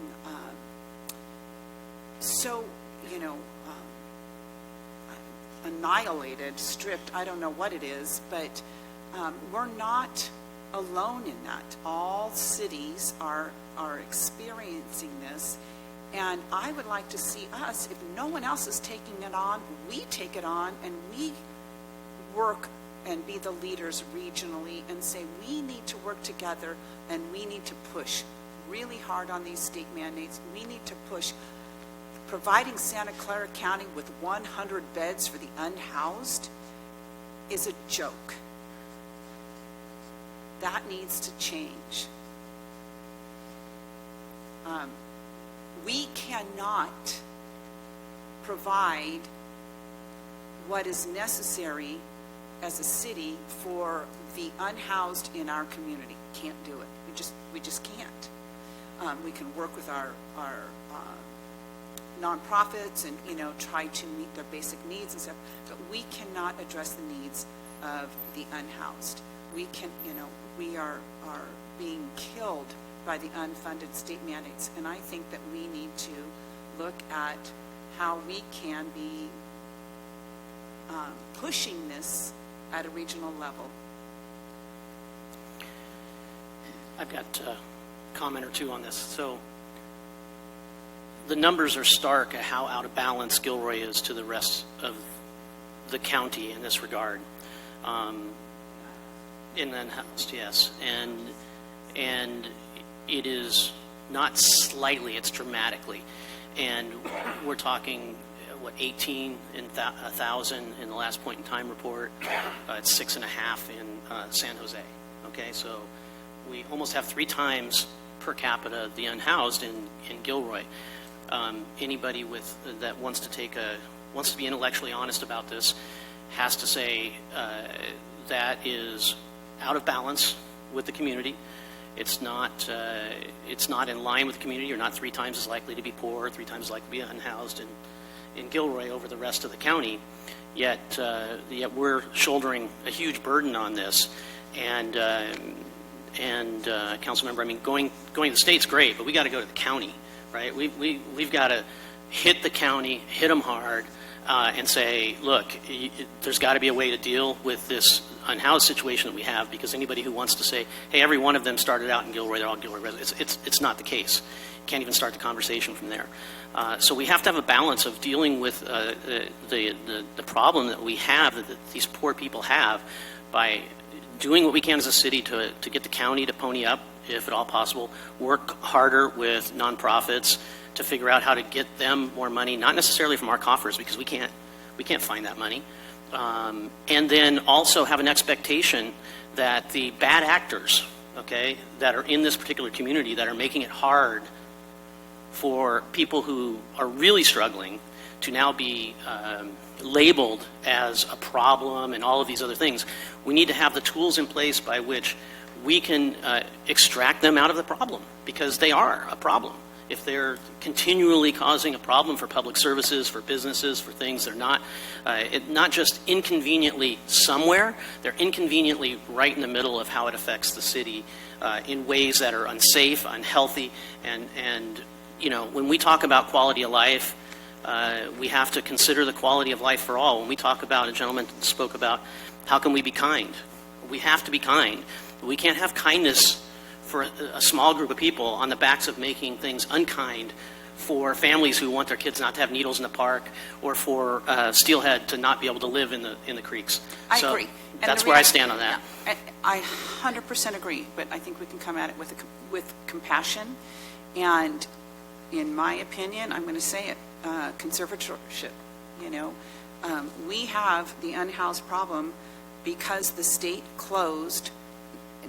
This is not the only reason, but a huge reason why we have such a problem with the unhoused is the state closed the mental health hospitals. And so it's incumbent upon the state to take a look at that. That was a decision that they made. We need to push back on that.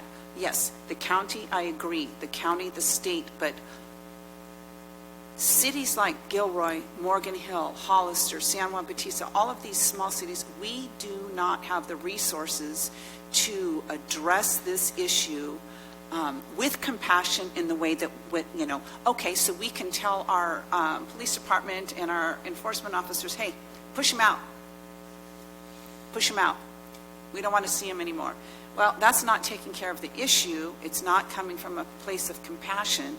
So, but we don't have the money to build and staff the, you know, addiction housing and state mental health or mental health housing.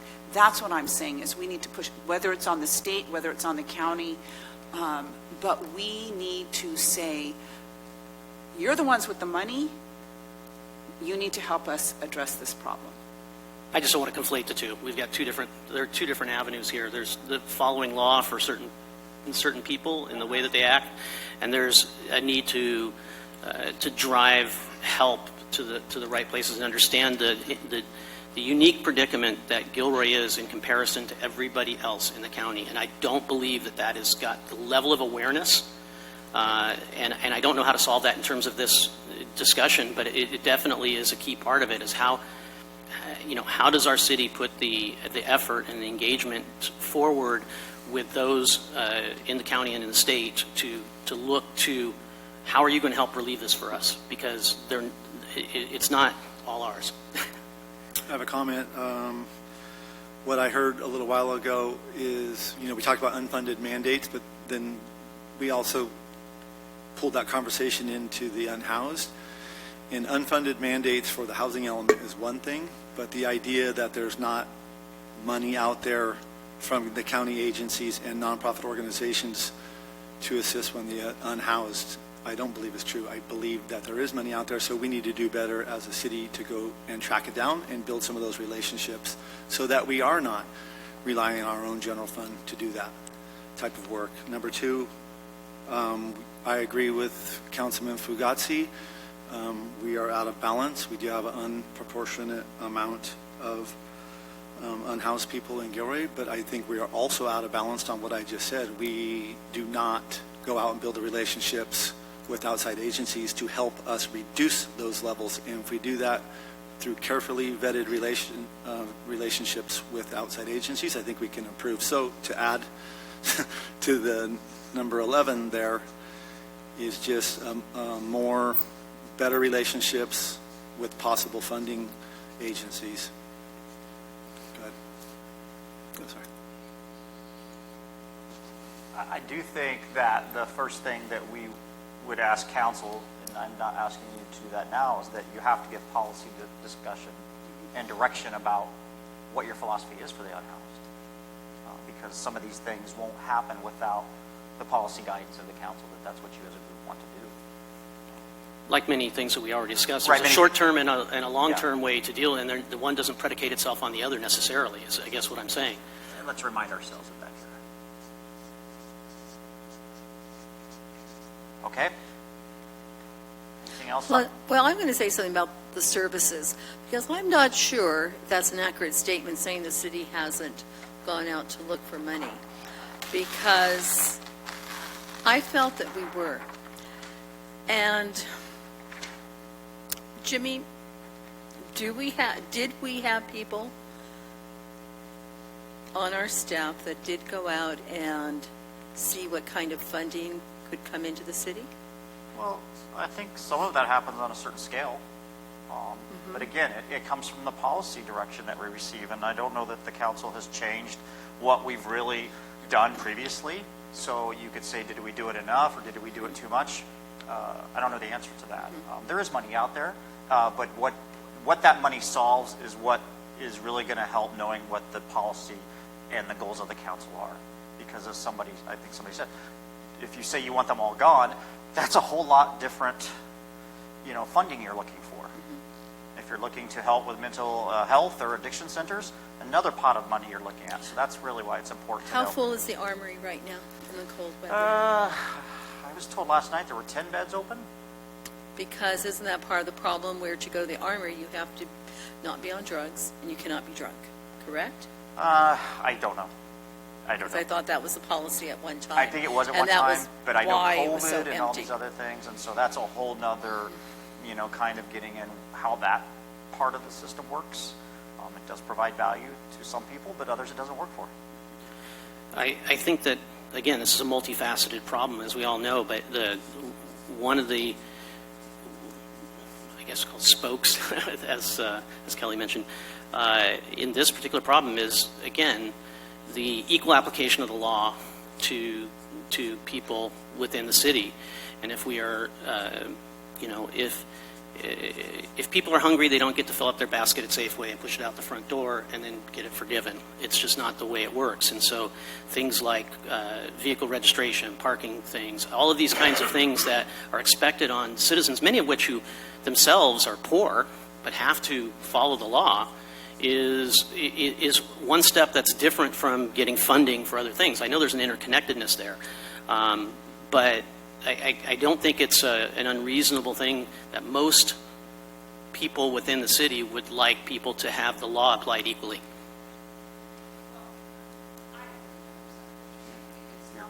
Microphone.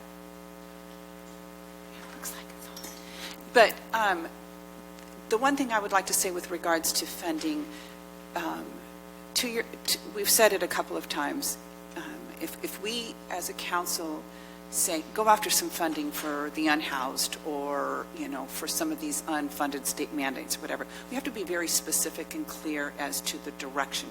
What kind of funding what kind of services are we looking for funding for? That needs to be very clear.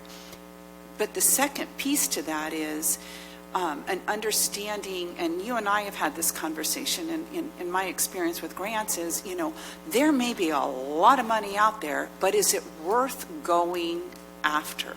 Because you have to do an analysis on, what kind of resource time is going to be required to get that money, not just the application of the process of the grant or the funding, but the monitoring and the reporting.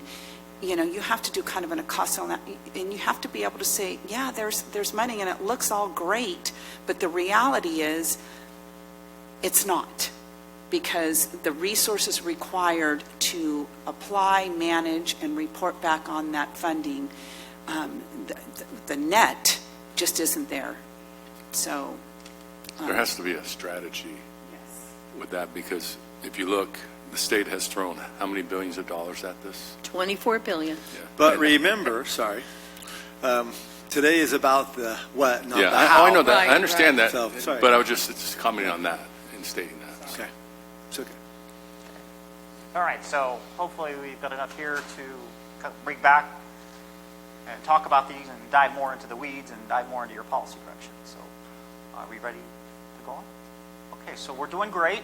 I actually think we're going to bring this in for a landing right on time. So we have one more slide for council discussion. And you're going to be talking a little bit about things you've already talked about, but maybe a little more specific. So positivity, clamping down on cynicism. And we did talk a little bit about that and telling our own story, getting the story out there before the other stories out there that may not be the right story. Any thoughts? Well, I think we have to start investing in some of the ideas that we came up with this morning, because people need to see a change.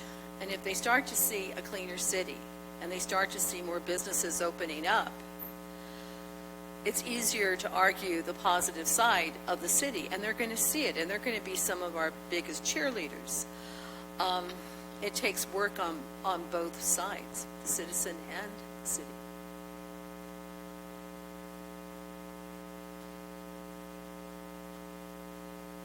I think you said it. I think you said it in this way. Tell your story. The city, I think we can do a way better job of telling our story. Okay. And Terrence, you had a saying that I can't remember exactly, but it's right. If you don't tell your story, then someone else will. Right.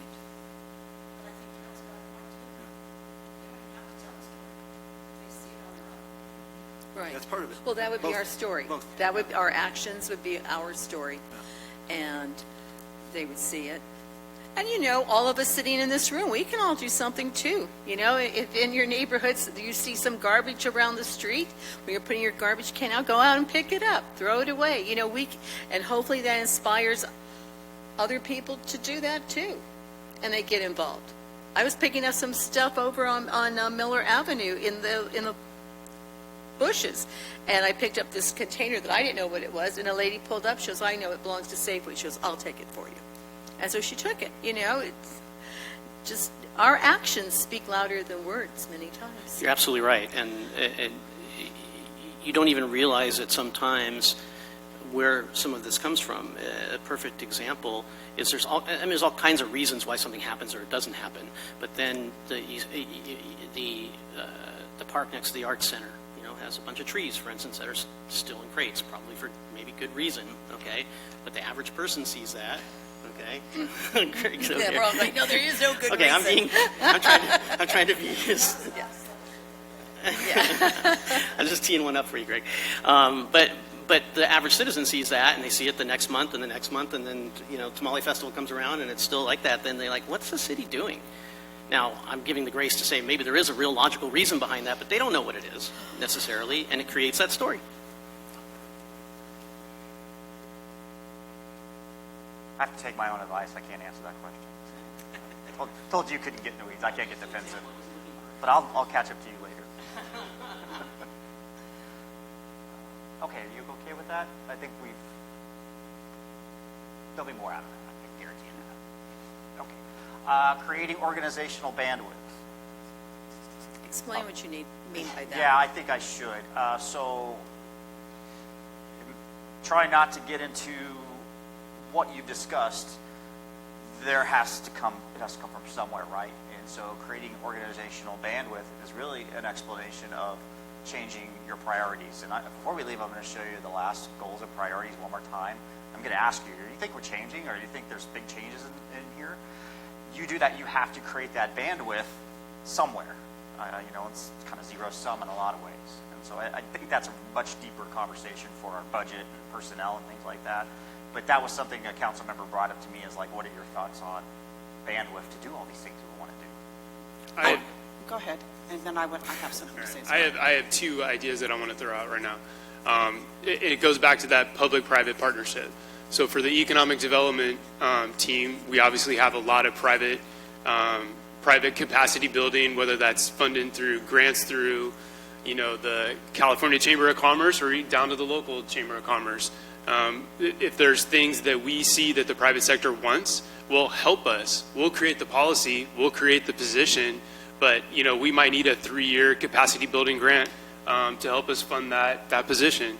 That would be for economic development. On the residential or on the housing side of it, we have organizations that have been partners with us for a long time now.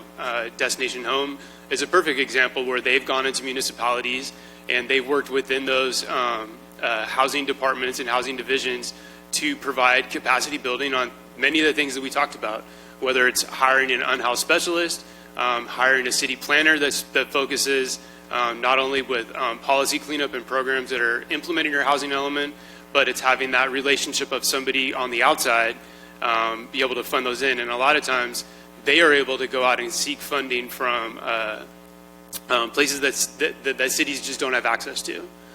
So those are two bandwidth things that I want to see us try to pursue and be open to pursue. So that's the positive side. I'm going to give the challenging side. So, when we look at... Yeah, you just admitted what you were going to do. No, well, it's not. It's something that I think that we need to consider when we are talking about recruitment. Oftentimes I hear, people just don't want to come here. People just don't want to come here. I also hear issues with retention. So looking at recruitment and retention, I think it's important that we look at equitable salary comparisons. And I'm just going to leave it at that. But I think that's something that we need to look into. Sure. I think I brought something up earlier, which was the high-speed rail, for instance. In addition, I've been to some housing meetings where there's 4 staff and 2 people from the public. I think we need to also just look at all the different things that we're doing and how many people does it serve, what does it serve for the community versus something else that we need to do. And we need to be honest in looking at those things and go, you know what? We put out, 3 emails, we sent something in the mail and a postcard, we did this, and we brought in donuts and everything else that you could possibly do. And 2 people came in or 3 people came in to that particular meeting. And I wish I was exaggerating. But similar things, and they were necessary, happened with the Gourmet Alley, like the trash thing. I was surprised, right? When I came to that, I didn't really have any reason to come other than be curious in the campaign. And there's 2 business people at that particular meeting. So we can, or 3 maybe, okay? Dave's there. But we can scrutinize these things going forward and go, you know what? Maybe that's not as an important thing for us to do. So when we look at bandwidth and reorganizing, that's something we should do as well. I think you're starting to touch on what another phase is for you when this becomes really hard. This stays easy, but then it becomes really hard when you have something that is on our work plan and we as staff come to you and say, we just don't really think we should be doing this. That's going to be a hard one for the group to really look at each other and say, I'm sorry. Yeah, if we want to do these other things, we've got to. If I had 3 people come into something that I was behind, I will go out to the public and tell them, sorry, you thought this was a great idea. I championed it for you. 3 people showed up. We're not going to spend money on that. Yeah. Okay, Ms. Ramirez, did I get that right? Is that okay? Yeah. I think it's pretty broad and it'll open the door for the conversation. I know I can't see it there. Recruitment, retention, equitable compensation. And then I had PPP, private public partnerships, and then for Mr. Fagazi, where we spend time. Okay. All right, discretionary spending. This is a topic that came up because we've talked about, all the money that we bring in, and how much of it are we actually be able to do with what we want. We have some taxes like sales tax, property tax. You can spend that on anything you want, but then you have other things like building fees and such that you have to spend that on building, or your water rates have to be spent on water. So this was, to me, more of an educational piece because we don't talk a lot about that. And when you look at the actual budget, I mean, you can get into the weeds and talk about how much you spend on water, but you're still talking about water. You can't say, well, instead of water, I want to spend this on police or something else. And so I think this will be very educational for all of us to kind of see where is that pot of money that you actually get to decide what you want to do with it. How much is it? Because a $68 million budget is not a $68 million budget. It's these little buckets that sometimes we get forced, or not forced, just obligated to spend in certain ways. But all policy decisions are not completely divided that way, because even the non-discretionary around public safety or what have you, policy determines how within that particular bucket it gets distributed around, right? But you're still talking about that bucket. Correct. That's what I said about water. We can argue all day about whether we should be doing this in the water Correct. department. This is not going to help us with our police. Yeah, but it's not untouchable, I guess is what I'm saying. Exactly. It's definitely touchable as long as you keep your hands in that bucket. I have a question. All those 18 projects that we saw earlier from all your different departments, are they currently funded? Or will they come out of this discretionary fund? 18 projects. Remember, we had all the departments On the up, status. and you showed how Oh, many the was community development, working. yes, those and are funded. Yeah, I They believe are so. funded, so they would not come out of this discretionary fund. Well, they probably already have. That's what I'm saying. Yeah. So they're done. There's They're some, paid. and so that's what my point was, is that some of the things that maybe you fought for and you got pushed through a couple of years ago may be coming up again, and there may be a different opinion at this time.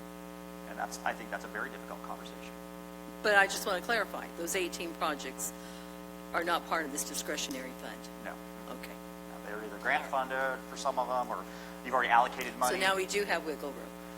Oh, I don't know. Well, maybe a little wiggle. I'm not, again, another day. Wiggle room. Okay, law and order. We talked a little bit about that with equal application of the law, but I'll throw that out for the group to see if they want to add anything here that they'd like us to bring back. I have a few things. Okay. Knowing what adequate police staffing really is, Sure. right? Not just how it feels. The standards of service, tracking, transparency, reporting against standards, how that works. It's an area I'm not super familiar with, so would love to know how we're using that, or what we need to improve upon in that area.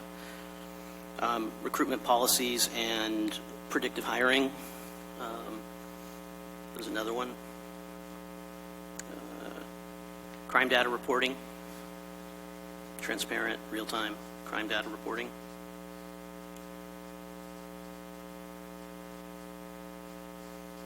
I have fireworks enforcement down here. That's the ongoing lovely one, isn't it? Just because I want to stir the pot. No, I love it, because I know it's not, I know. Yeah, and that's it. Good.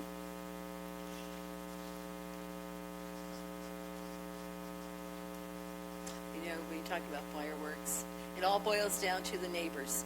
And if they don't want to report it, there is no way the police are going to catch them, you know, who are shooting them off. And that's our biggest issue. No weeds, Carol, no weeds. Well, but that's a reality. That This is a about the flowering why weed. and not the how and why not, and this is how we've always done it. We've done pretty good. Hang in there. I would like to add one thing Sure. to that, to Terrence's point about, I can't read it, but something about staffing. What did you Adequate say? police staffing? Adequate public. Okay. Predictive. I think that we need to not just look at numbers in terms of ratios, but geographic area as well.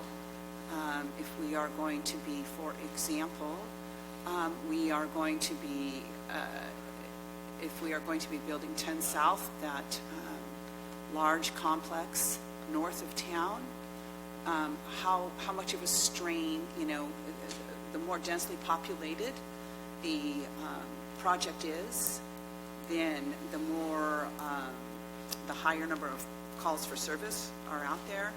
And then when you have somebody going all the way north of town, and then you've got, you know, one, possibly two officers left in town, it just makes things vulnerable. And so I think we need to look at geographic as well as numbers. The other thing is, in terms of geographic, there is talk about a builder's remedy project being built by the county just outside of our city limits. And what is the reality of impact on our public safety, even though technically that would be covered by county? Do we have a contingency plan, right? Like contingency plans for that? The reality is, with the relationships that we have, more than likely, it would, we would be the first responders until someone else got there. Okay. When I saw Law and Order, I immediately thought of last week or 2 weeks ago, we had the coffee with the mayor, and a lot of folks were talking about the good basics of law and order: traffic, speeds around town, pedestrian safety, and so that's what came to my mind. And, that kind of overlaps with quality of life. How about basic public safety services? Sure. Okay. All right. Okay. And then the last one, hope I'm not rushing you, but you're getting there. PERS Section 115 Trust. I had heard this as a topic from an educational point. I think it could take some good time to go through, but I think it's very valuable because this is going to show you how this impacts our long-term 5-year forecast. And this is a really big deal. So if you're okay just kind of pausing this one, knowing that we're going to come back and talk about it, you're going to have to talk about this because when you see our 5-year forecast, you're going to see why this is going to be a good thing for us. But I won't give away that. Absolutely, sure. That's the next thing I was going to say. Reserves.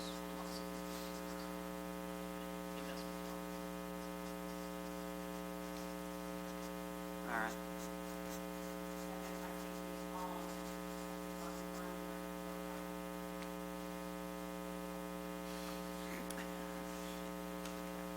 Thought it was a given that it was going to be 17, but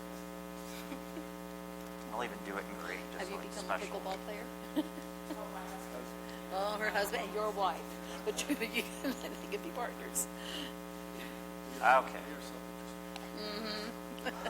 Okay, so we have our next public,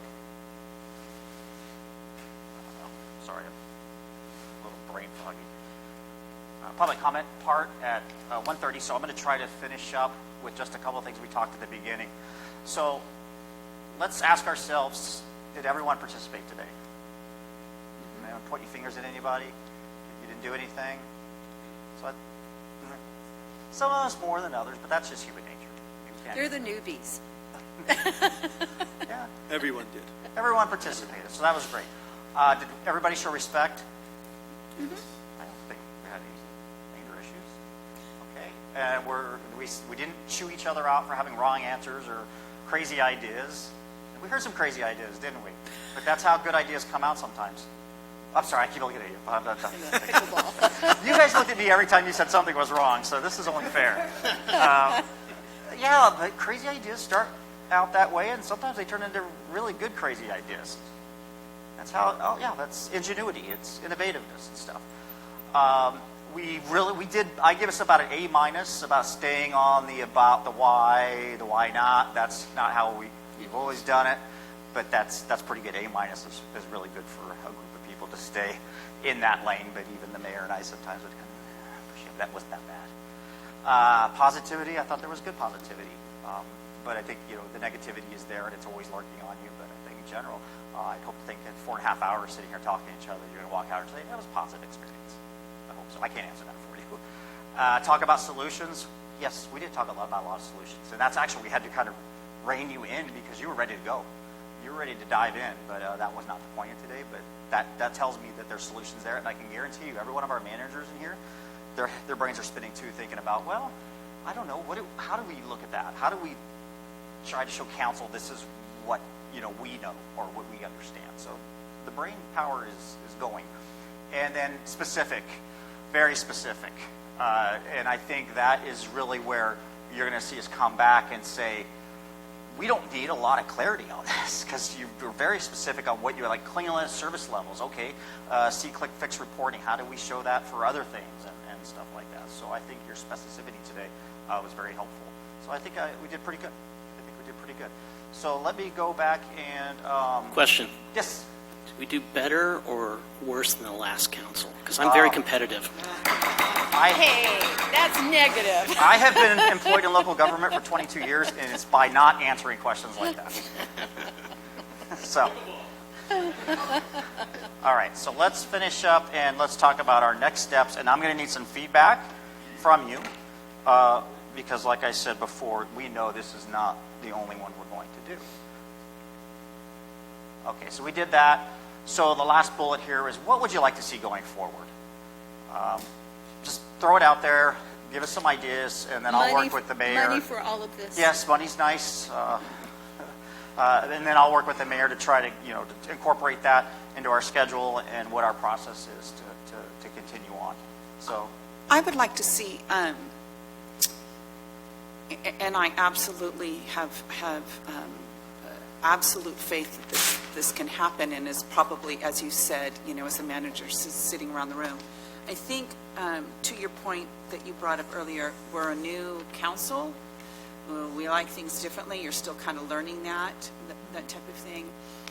I would like to see, as they're looking at some of these, I would like to see, you know what? I think we really can do this. This is kind of a different way, or this is a way we've seen it work successfully somewhere else. But yeah, we can do this. Okay. Coming back with, obviously, we're not going to get everything that we threw out there. Obviously, there are going to be some decisions that we as a council have to make that are going to be difficult if we want them. But I'd like to start with a place of we can, rather than a place of, well, I don't think so. Find out. Yes. I'd like to be able to see in the forward process also a dividing line of what the council's legislative work plan is versus what each department legislative work plan is. And I know that's in our binders, and I'm sure we'll get there, but I just want to be able to have that opportunity to know what the majority of this council agrees on over the next 2 years, and those items that each of our individual offices, whether we don't get a majority or not, everybody gets that pathway on what it's like to be successful in bringing forward an item as a future agenda item, and then to build that consensus going forward. Okay.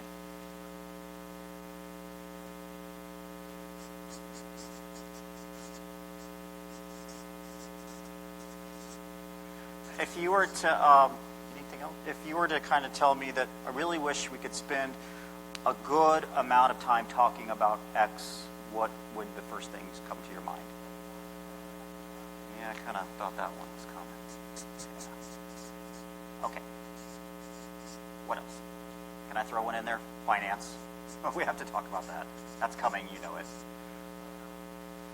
Unhoused. Okay. Can you be more specific?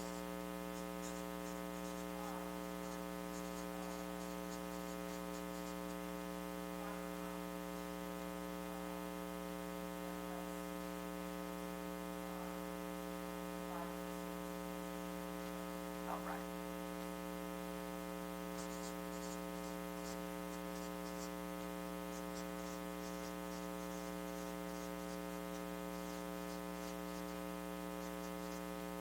Okay.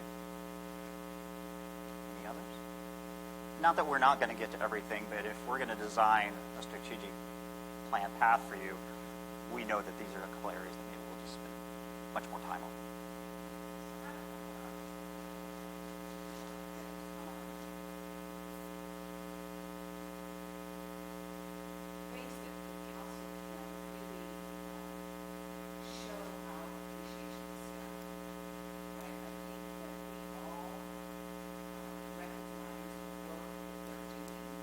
And thank you, sir.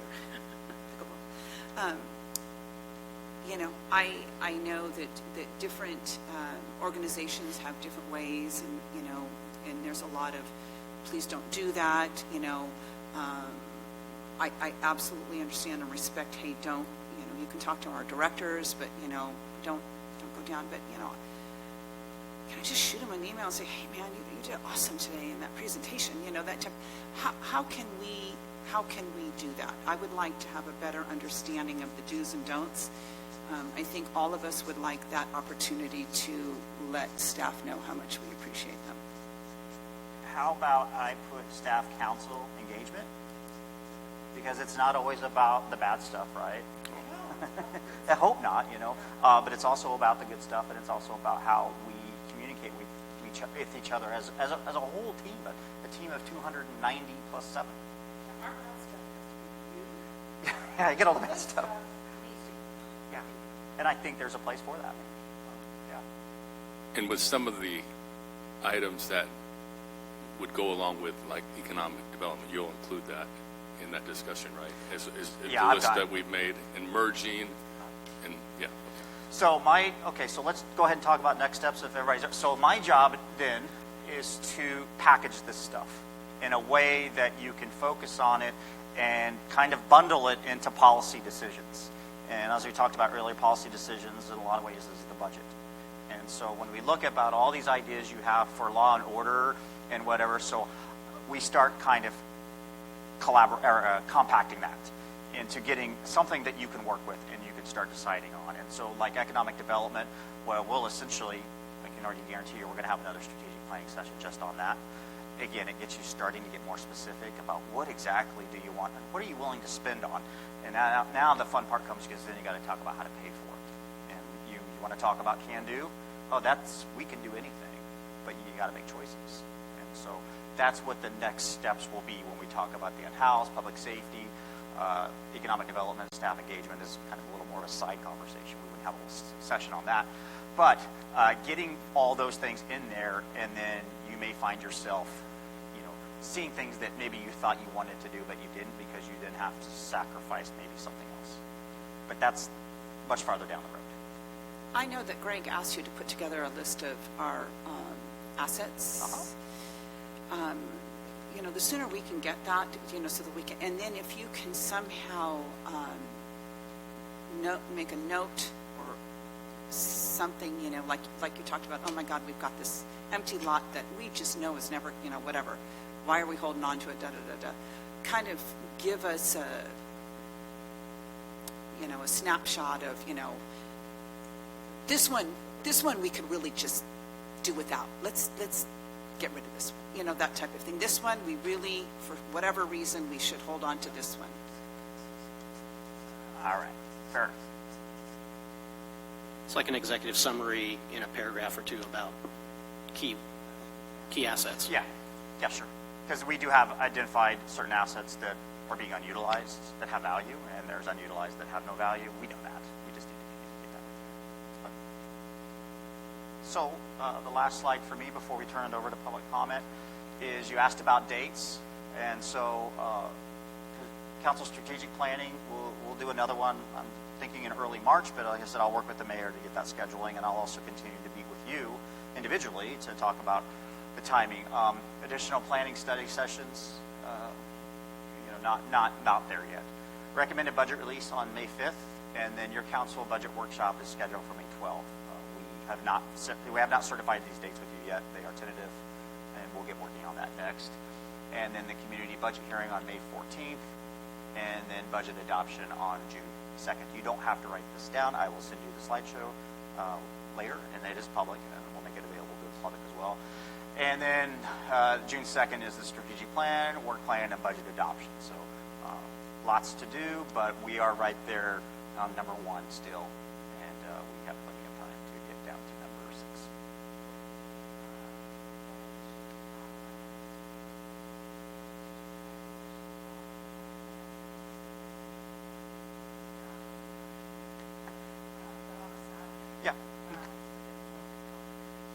Yeah, we're going to do it on, we'll have it on some nights of council meetings, and we'll also have a Saturday. So we'll have multiple times. Yeah, they work Saturdays. They're fine.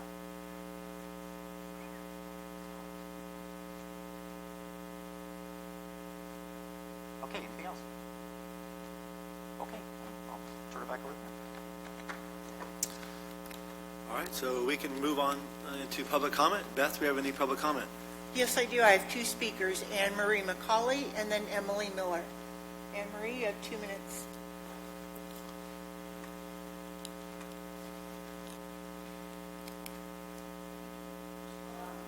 There you go. It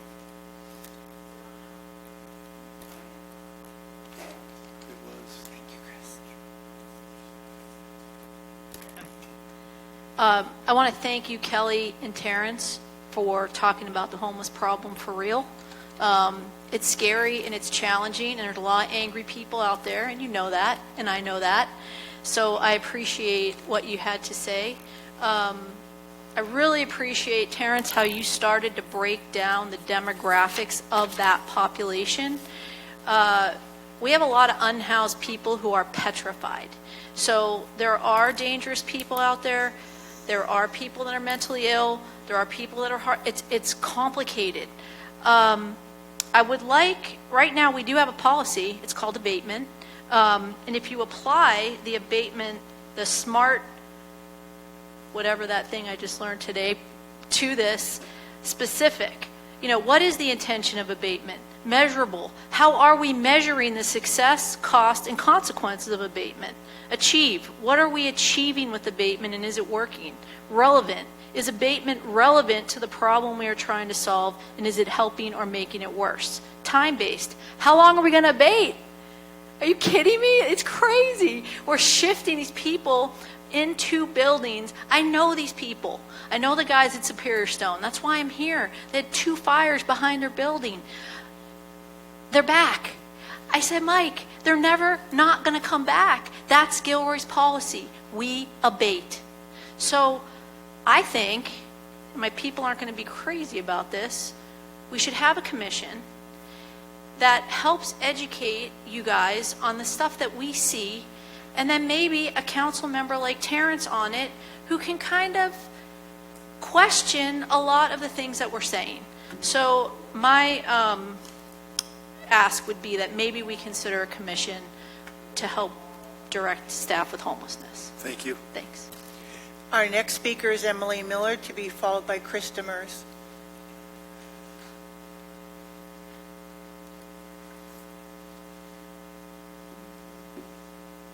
Hello, I'm Emily. I moved here last summer, and I was recently elected to the Parks and Rec Commission, so thank you everyone who supported me on that.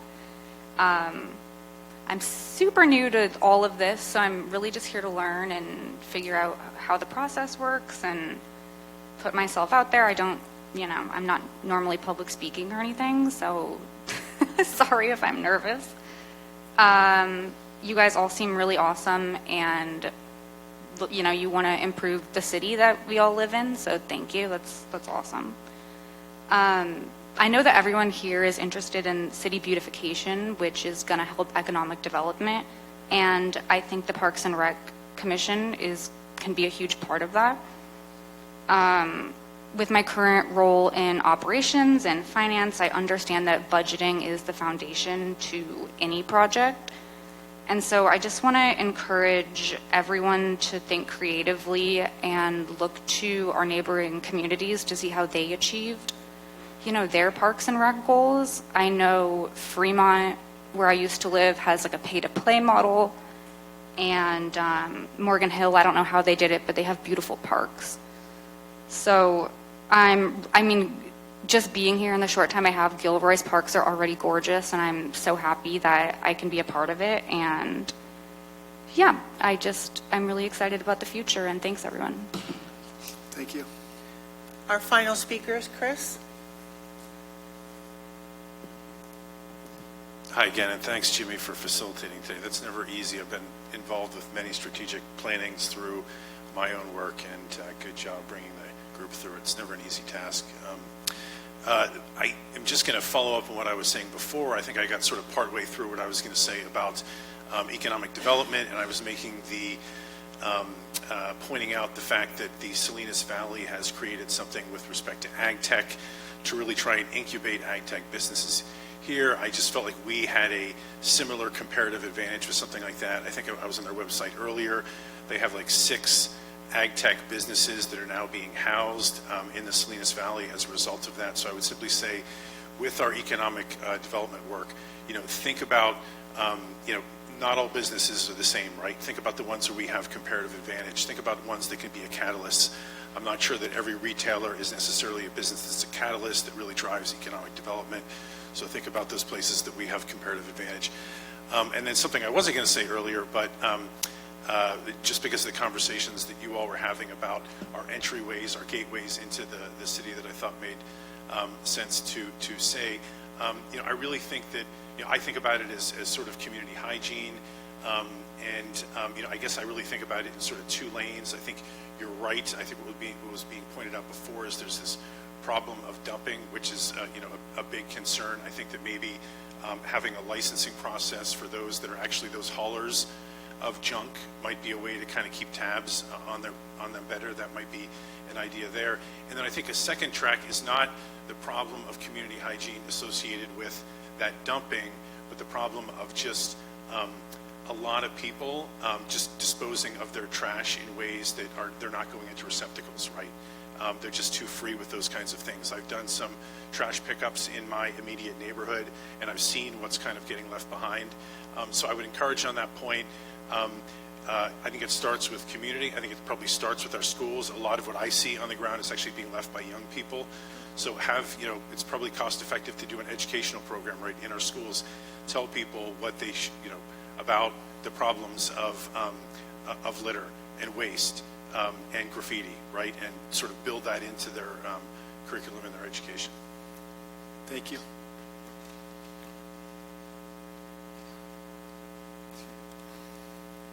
Okay, moving on. I believe that leaves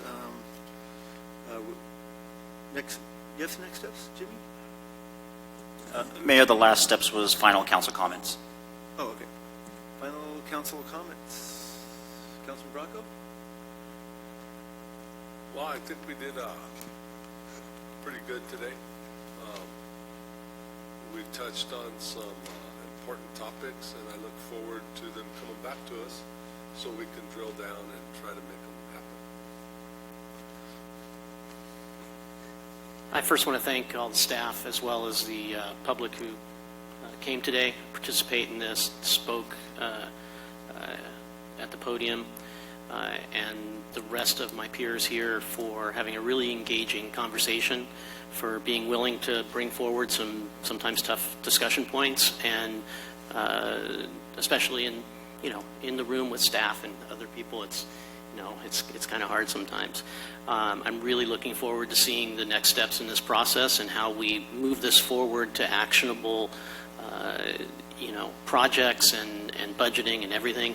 And I will say that having participated as a member of the public in the last one, we did do better this time. Councilmember Marks? Oh, I think we're going to enjoy Councilmember Fugazi a lot this year. No, it was very, very good. We came up with some really good topics.